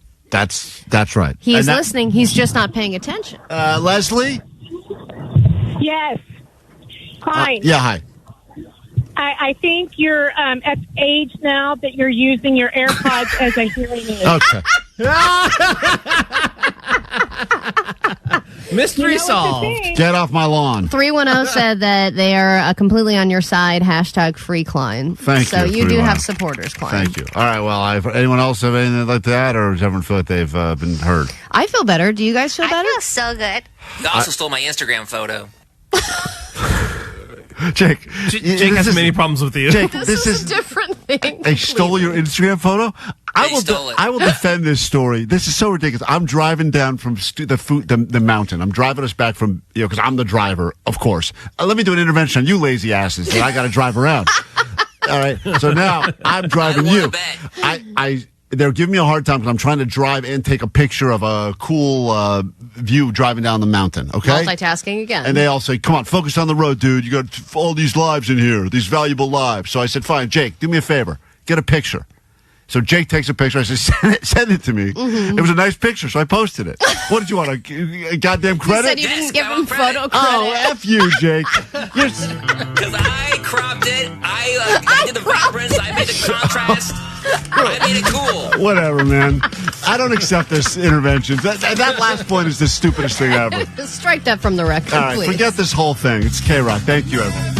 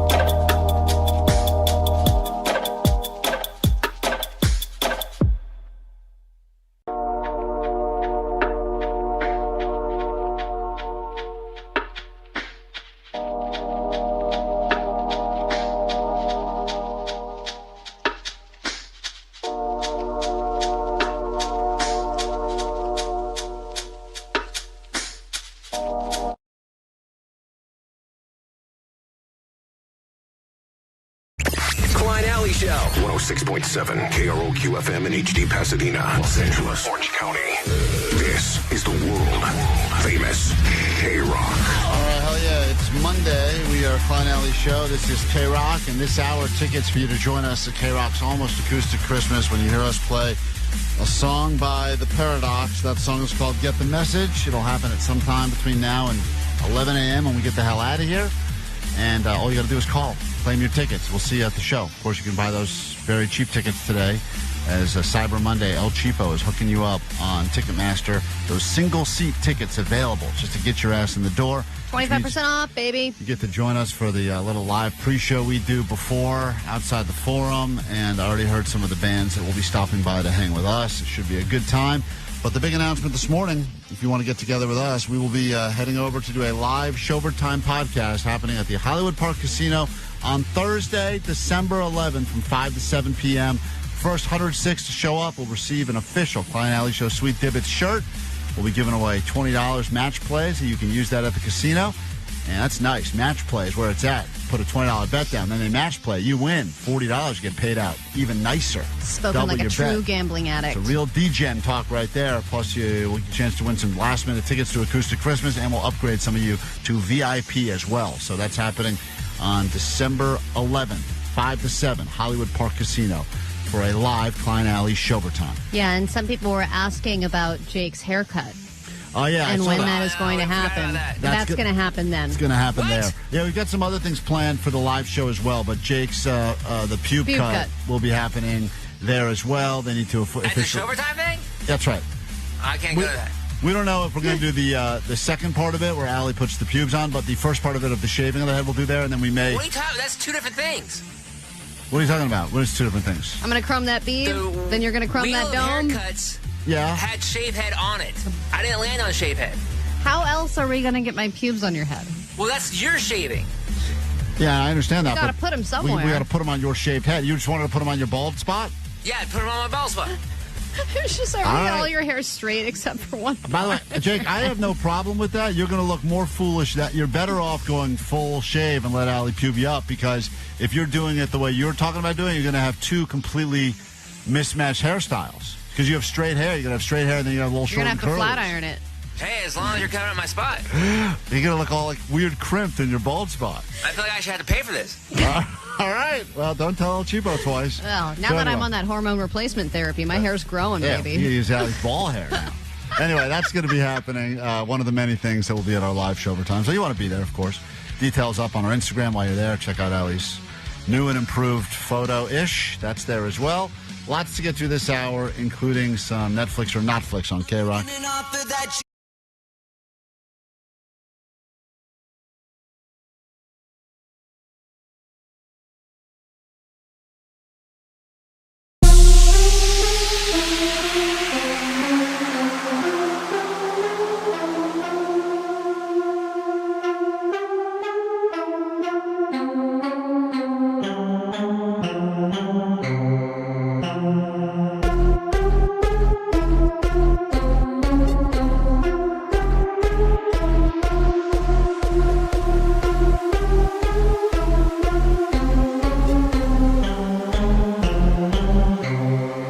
Smash that like button.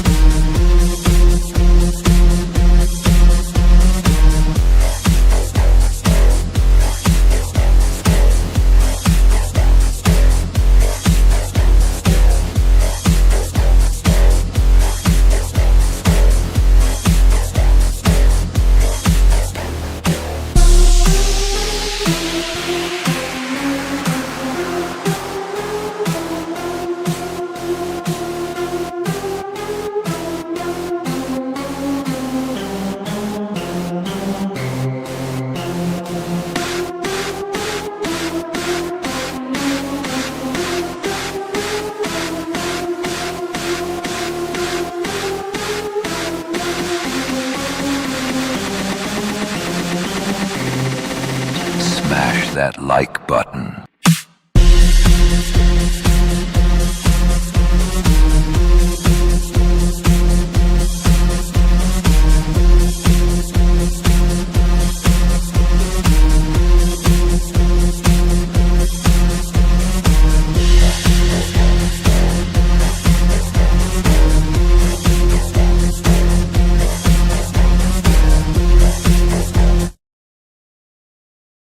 KROQ Klein Alley Show. A bunch of new holiday movies hitting Netflix today. First day of a brand new month, which means it's time for us to do a little Netflix or Notflix coming up later this hour. Decide what is real.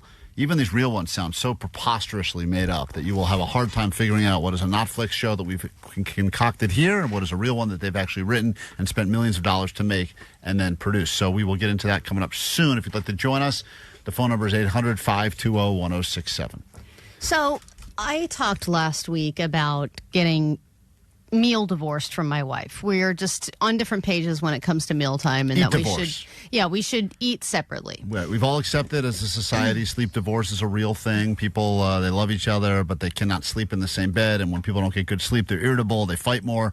So a lot of people are saying, we're going to stay together, but we're going to sleep in separate rooms. That became very accepted. Then Allie gave us this concept of eat divorce. Your partner has annoying things. They chew loudly. They complain about the food. They want to look at their phone while you eat. Meal decisions, what Right. to eat, all that crap. That if you just eliminate that, then think about how much happier your relationship could be because you guys have agreed that we're eat divorce. We eat whatever we want, and then we just reconvene afterwards. Now I bring to you car divorce, and also the question of how many divorces do we have to go through before we eventually reach actual divorce? Well, maybe you're smart. Maybe if you put all these mini divorces in the mix, you don't actually hit Get the big D. the real divorce. Yeah.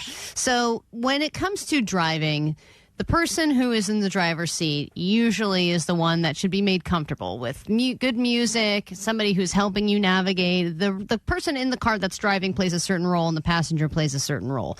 Katie and I do not agree on those roles, and she is no longer car compatible with me. We had to go on a long drive up to the Bay Area and back down. The one going up was just solo.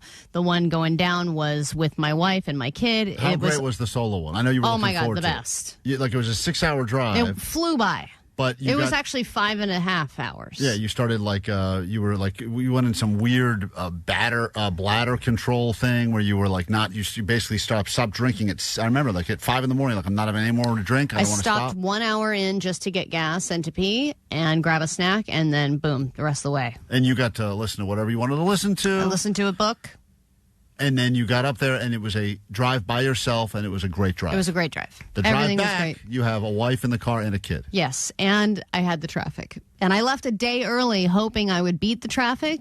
And that was everybody else's stupid move, and it took us 7.5 hours to get home. But also, on top of that, Katie was backseat driving, also trying to give me different directions than what Google was telling me, then was berating me for the decisions that I chose to make to try and save time on traffic. She also wants to listen to whatever she wants to, so she's like a teenager in the back seat with her own headphones in, doing her own thing. She sat in the back seat? She sits next to our kid, yeah. And one other thing, was she right on directions? Were you wrong? No. Sounds like she was right. No. Yeah, it sounds very common. You know what else she does? Is she goes from the back seat, she goes, don't go this way, go this way. I'm like, I don't know what effing direction you're talking about because you're saying this way and that way from the back seat. Why don't you say go left or go right, you idiot? Hold on. I'm surprised at your decision to drive. So you have no one next to you. I have no one next to me. I have snacks. You have an adult and a child in the back seat. Mm-hmm. And the adult is wearing headphones like a moody teenager. That is... And is another child. Preposterous. And she's not taking care of the child, which is what she's supposed to be doing. That's why she's in the watching back seat. Wicked. Right. Yeah. So then Wesley's asking me for everything, and I'm having to do the hand back and forth. So you have an adult there that's supposed to be... And she's disengaged. Right. What are we there, Mom? You're my wife. Yeah. Hello? And I'm like, he's saying he's hungry. Can you... You guys are not carpatable. You have no carpatability. No. And that's a real thing, by the way. And that is true. That's a term that has not been embraced by society, but it should We're be. incarpatable. You are completely incarpatable. Yeah. And there are people that you can road trip with, and you probably know who they are right now. And you could go literally coast to coast with the person. You would get along the whole time. You have the same taste in music, or you want to watch or listen to the same thing. She doesn't like podcasts. So if I listen to a podcast, she doesn't want to listen to it because it makes her fall asleep. Right. She wants to watch Especially a show. this one. I know, right? snooze fest. Total. But she wants to watch what she wants to watch and listen to what she wants to listen to. Even if she goes, listen to whatever you want, babe. Put whatever you want on. As soon as you put it on, she got a problem with it. Yeah. This one has swearing. So he shouldn't listen to it. I don't like Charlie XCX. I want to listen to Taylor Swift. Okay, now you're just choosing all the songs that you want to listen to. And then if I put on something I want to listen to, she has to, we should just be that family that everyone is staring at a different screen and we are completely disengaged from each other, because there are some people, you're right, where you can, even if you're sitting in traffic, you can make it fun. There's some vibe where you get, hey, you know what? We're having a good time. We'll get through it. Even if you're playing I Spy, whatever road crap games you want to try and do to pass the time. She doesn't like any of those. She is the epitome of, I hate this. I want this to be over. Why is there traffic? Yeah. This is the worst. Yeah, which just makes it all so much worse. So add that to the mix now. So sleep divorce, car divorce, eat divorce. I think you have like 2 more mini divorces left. Which ones are there? I mean, I think you got it. It's like the sex divorce where people do that. Well, I think whole the thing. next one is just not living together. Yeah, we're going to do. Which Katie has already pitched. Home divorces. Oh, man. Well, look, the year is, you only have a month left of this year. Figure it out. We got to take a break. When we get back, Netflix or Notflix? You want to play? Win a prize? See if you can figure out what stupid actual movies are coming to Netflix and which ones we've made up. It's a holiday-themed edition of Netflix or Notflix, and that starts next at 800-520-1067. It seems like...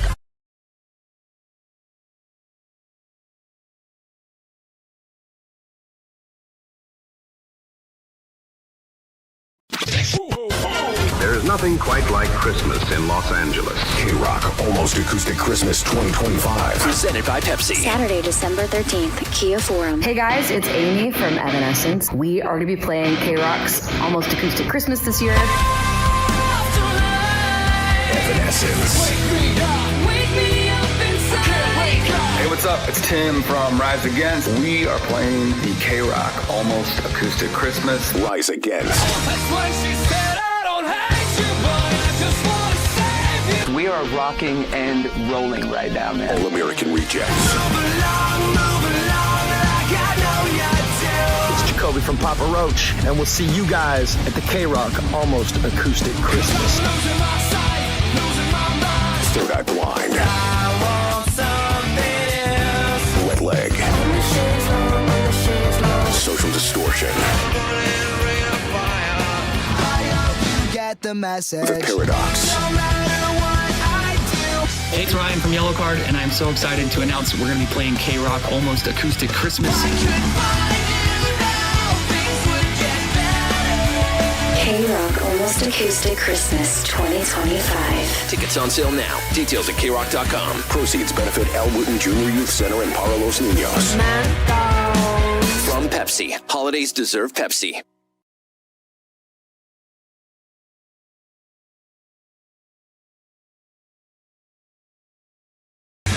We are Klein Alley Show. All right, a lot of new shows coming to Netflix this month. It's a brand new month, which means time for Netflix or Notflix. All you have to do, decide, are these made-up, stupid things that I came up with, or made-up, stupid things that Netflix came up with and decided to actually produce. And if it is a real Netflix show, after you guess Netflix, you'll hear this. And if it is something that we have made up here, you'll hear this. Not! And all you have to do is try to figure out which is which. It's mostly holiday themed, so we say hi to Ricky on KROQ as we kick things off this morning. Good morning, Ricky. Sweet dibbit, people. Sweet dibbits to you. I share with you this first description of a show, and you tell me, is this Netflix or is this Notflix? A vivacious single mom in need of a job decides to disguise herself as a man in order to get hired. Is this about my life? What do you? In order to get hired as a seasonal Santa at a luxury ski resort. But when she starts to fall in love with the hotel manager, oh my God, complications develop that could ruin everything. And this is called Secret Santa. Is this Netflix or is this Notflix? I feel they've done this years and years, and some way or another, it has to be a real show. All right. Once again, single mom, vivacious, wants to get hired as a mall Santa. As a fancy Santa, and you believe that It's like Bend It Like Beckham, but for Santa. It's also like Mrs. Doubtfire, but with a Santa. I mean, it's like everything else. But you say it's Netflix. How could it possibly be? Let's find out. Wow. That is a Netflix show called Secret Santa, which comes out December 3rd. Oh, only good. a few Only days. 2 more days. 2 more of days waiting. of waiting, and you finally get it. Hold on, Ricky. Everyone was waiting for Stranger Things Part 1 and this. Ricky, congratulations. That is a real show. And congratulations to everyone who gets to watch that. We say hi to Amber now. Amber, Netflix or Notflix? Good morning. Morning, shout out to Netbangers. Shout out all of you watching along on YouTube, you Netbangers. We give you this one now. Do not be confused with any other movies that sound similar. This one is about a girl who stays home alone for Christmas but must protect her family's home from thieves in this family-friendly holiday movie called Christmas Break-In. Is that Netflix or is that Notflix? Christmas Break-In. Notflix. All right, show me Notflix. It really does sound just like Home a Alone. gender swap of Home Alone. With a way worse title. All these shows have been ginger swaps. Let's find out if she's right. She says it's made up. Show me Notflix. Damn. Nope, that is also a real Netflix show, and lucky for you, that one's out today. There's no more waiting. You don't have to wait for that. Christmas Break-In is out today. Christmas came early. The Dry Bandits. It is the dry. How did you know, Allie? And also played by women. They've just reversed all of the roles. Hey, we're gonna get you, kid. That's why they're the Dry Bandits. They're all menopausal. We're the Dry Bandits, you see? We move on. And So we the say, spider that crawls on her face is so tiny. we say hi to Tracy right now. Hi, Tracy, and welcome Hi. to Netflix or Notflix. Hi, how are you? Too many sticky kids, not enough Xanax is the concept for this competition, which has mall Santas entering a rehab lodge to detox from sticky kids and other demons that have cost them their jobs. This is called Mall Santa Rehab. Is this Netflix or is it Notflix? I think we learned a crazy number of mall Santas have some sort of either a criminal record or have some sort of an addiction or whatever the number is. But in this particular show, it's a chance for them to exercise their inner demons. Is Mall Santa Rehab Netflix or is it Notflix? God, it probably is Netflix, but it should be Notflix. I'm going to say Netflix. She says a real show. Show me real Netflix. Not. Oh, my goodness, Tracy. That is not. You had your own internal demon battle right I'm there. not really into Christmas shows or movies, but I would watch the hell out of that. Yeah, Like that's- Celebrity Rehab, but for Santa Clauses. Like That's great. Intervention with Santa Claus. Yeah. But they're too busy remaking Home Alone with a girl, so they couldn't make that. But Netflix, you should make They it. blew their budget on Home Alone Break-In. Yeah, it's called Holiday Break-In. That was Christmas break. Sorry, Christmas. So we can't remember the Chri- terrible title. Christmas Break-In. Hey, we say hi to I think you do the gusto at the end. Juan Look, Carlos. he's such a dork on the video. Thank you. That's my goal. Hey, Juan Carlos, welcome to Netflix or Notflix on KROQ. Good morning. Shout out Netbangers. All right, here we go. I will read you a description of a show. You just tell us, is it real Netflix or is it Notflix? We take a quick break from the holiday stuff. A game show where pairs of contestants compete in trivia rounds to win prizes from a giant mystery box or mystery boxes. A combination of knowledge, strategy, quick thinking, and the added challenge of shifting alliances. High-stakes gameplay in this jaw-dropping reveal in a game show that is called What's in the Box? Is that Netflix or is that Notflix? What's in the box? I'm going to go with Netflix. All right, he believes that's a real Netflix show. Everyone loves a good mystery box. Oh, yeah. Especially around holiday time, even if it's not officially Christmassy. People And you do will watch play this. that game with what's under the tree. You ask yourself, what's in that box? You shake it, and sometimes you don't know. And in this particular case, he says, Netflix, show me what's in the box. Coming to Netflix on December 17th. You can watch that yourself. What's in the box? We have too many game shows now.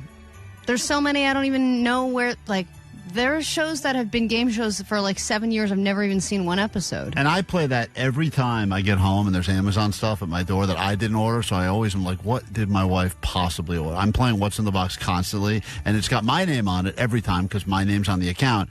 And I fool myself That into sucks thinking. that it says it's for you and I'm like, it's oh nothing. my. And yeah. sometimes it's not in an Amazon box because sometimes they're fulfilled by third parties or whatever. So sometimes it's a regular box. It's mine. I go, oh my God, someone sent me something. Cool. And I'm like, makeup removal pads.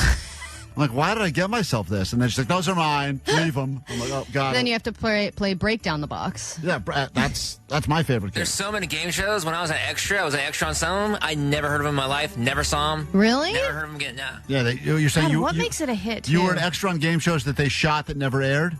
There's one in particular, yeah, because it was hosted by Joe Rogan and it would never aired. And then some for some like game show network that I never saw and never heard of. And you were just an extra, meaning you just sat in the audience and cheered? Yeah. You didn't even get picked. Still your best job. Oh, dude. Jake great. was just generic clapping guy in the background. Moving on to Christina in Chino. Good morning. Welcome to KROQ. Whoa. Hello? Hello. Hello, can you hear me? There we Yeah, there you are. I thought it was your phone, but it turns out it's your voice. Either way, happy to have you. It's Netflix or Notflix. Previously canceled celebrities have real court cases to break down all of the tweets, problematic costumes, and they will be judged by real juries to decide if they should remain canceled or return to the spotlight. This is called cancel court. Is this Netflix or is this Notflix? I'm going to say Notflix. All right, Allie, these are real canceled celebrities. You've got your Andy Dicks of the world. You've got others that have been canceled for a variety of reasons. Like Andy Dick. Like Andy Dick. Every episode involves Andy Dick. She says Notflix. Show me Netflix or Notflix. Not! It's not real. That would finally be a job for Kevin Spacey. But God, imagine. That'd He be such needs a great one. court case. All right, Allie, a couple people predicted correctly in this round of Netflix or Notflix, including Ricky and Juan Carlos and Christina a moment ago. Who is going to win this edition of Netflix or Notflix? Ricky, congratulations. Ricky, you were the first one to play, and congratulations. You are the winner. Hold on 1 second so we can take care of you. Sweet. And It's a thank Christmas you miracle. for starting.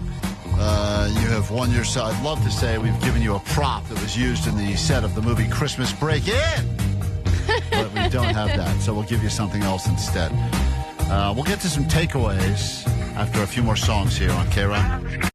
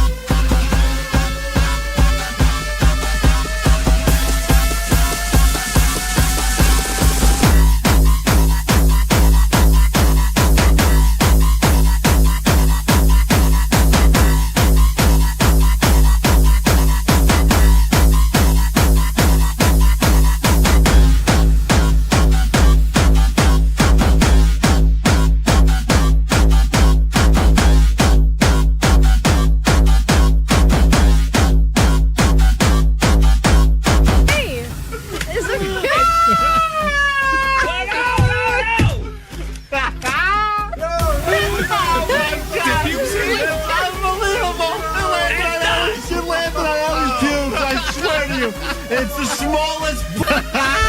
It's the.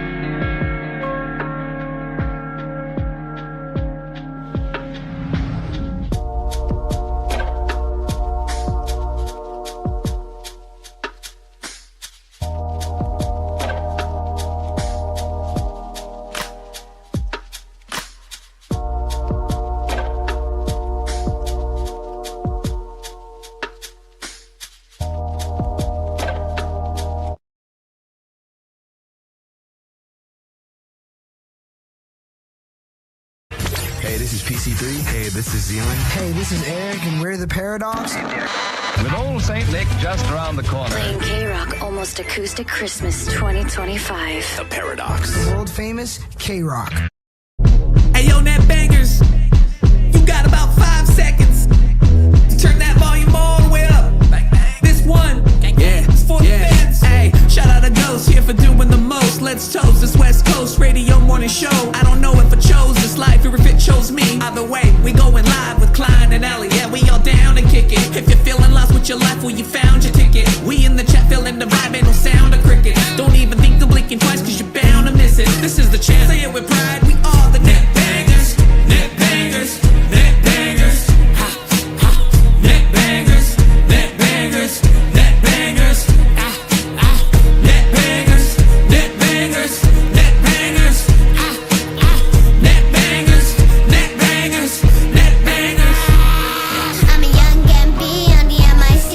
Sorry, onion queen, I'm the only 10 I see. Just started to grade, I'm smarter than Johnny. And there's no need to hate Klein, I love my daddy. Shout out to best friend, me and Vanessa in the school, you're volleyballing gang. We're 47, it's just tall, that's why they call us twins. Don't trip, I don't know what is a succulent. What is a succulent? Don't make me spaz out with rock pants on. I bet you eat the pizza with bacon on top. What up, Doc? That's Greek Karina with Erica. Glide sky high and fly touche. Go visit Lewis and forever out in the bay. And this just in, the sheriff's 2.0 over the top. From calling the cops and the comments we drop.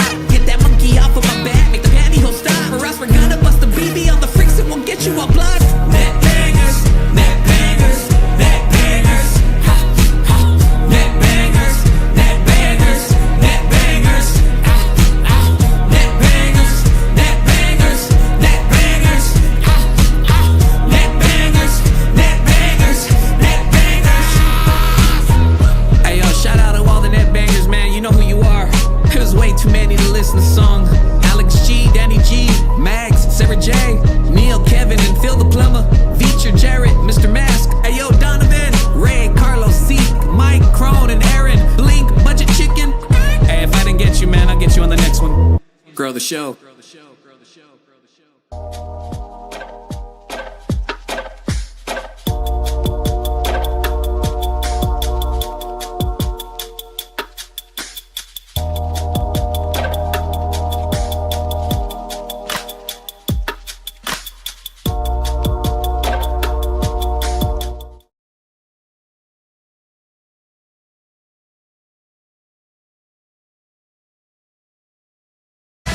KROQ, we are Klein Alley Show, about to wrap things up for today, but stick around. Who's in after us? It's always a mystery. Sluggo?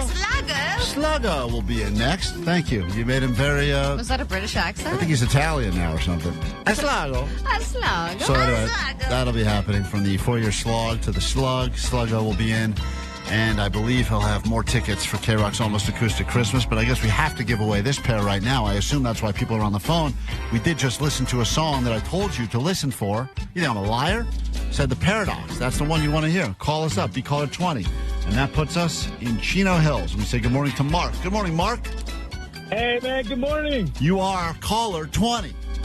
Oh, wow. That is cool. I can't believe it. You've just won yourself a pair of tickets to KROQ's Almost Acoustic Christmas, happening less than 2 weeks from today, December 13th at the Kia Forum. A lot of bands, rotating stage, a lot of myrrh. Is it mirth? Myrrh? Mirth. It's a lot of mirth there. But there was also frankincense and myrrh that was brought to baby Jesus. Yeah, anyway, come for the band, stay for the myrrh, and we'll see you at the... merch. Merch. That's the word I'm looking for. Thank you. It's merch. Hold on. Frankincense and merch is what baby Jesus got. Hang on 1 second and enjoy that show. Also, if you want to win those tickets, the next batch will be coming up. Hold on. I lost my sheet.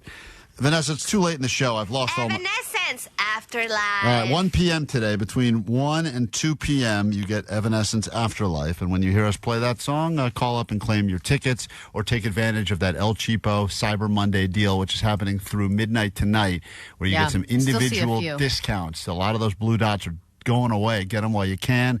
It's, trust me, a night you will not want to miss at the Forum. All right, takeaways from today's show, then we get out of here. All right, 562. My takeaway is Vanessa's got fan money. Yeah, she bought a giant paper fan for behind her bed, and she would have needed 3 tickets at Dave and Buster's to get that exact same fan. It'd be so fun if it came and it was like super tiny.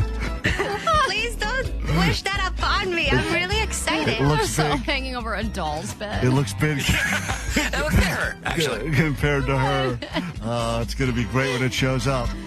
818, my takeaway is Kalima! Kalima.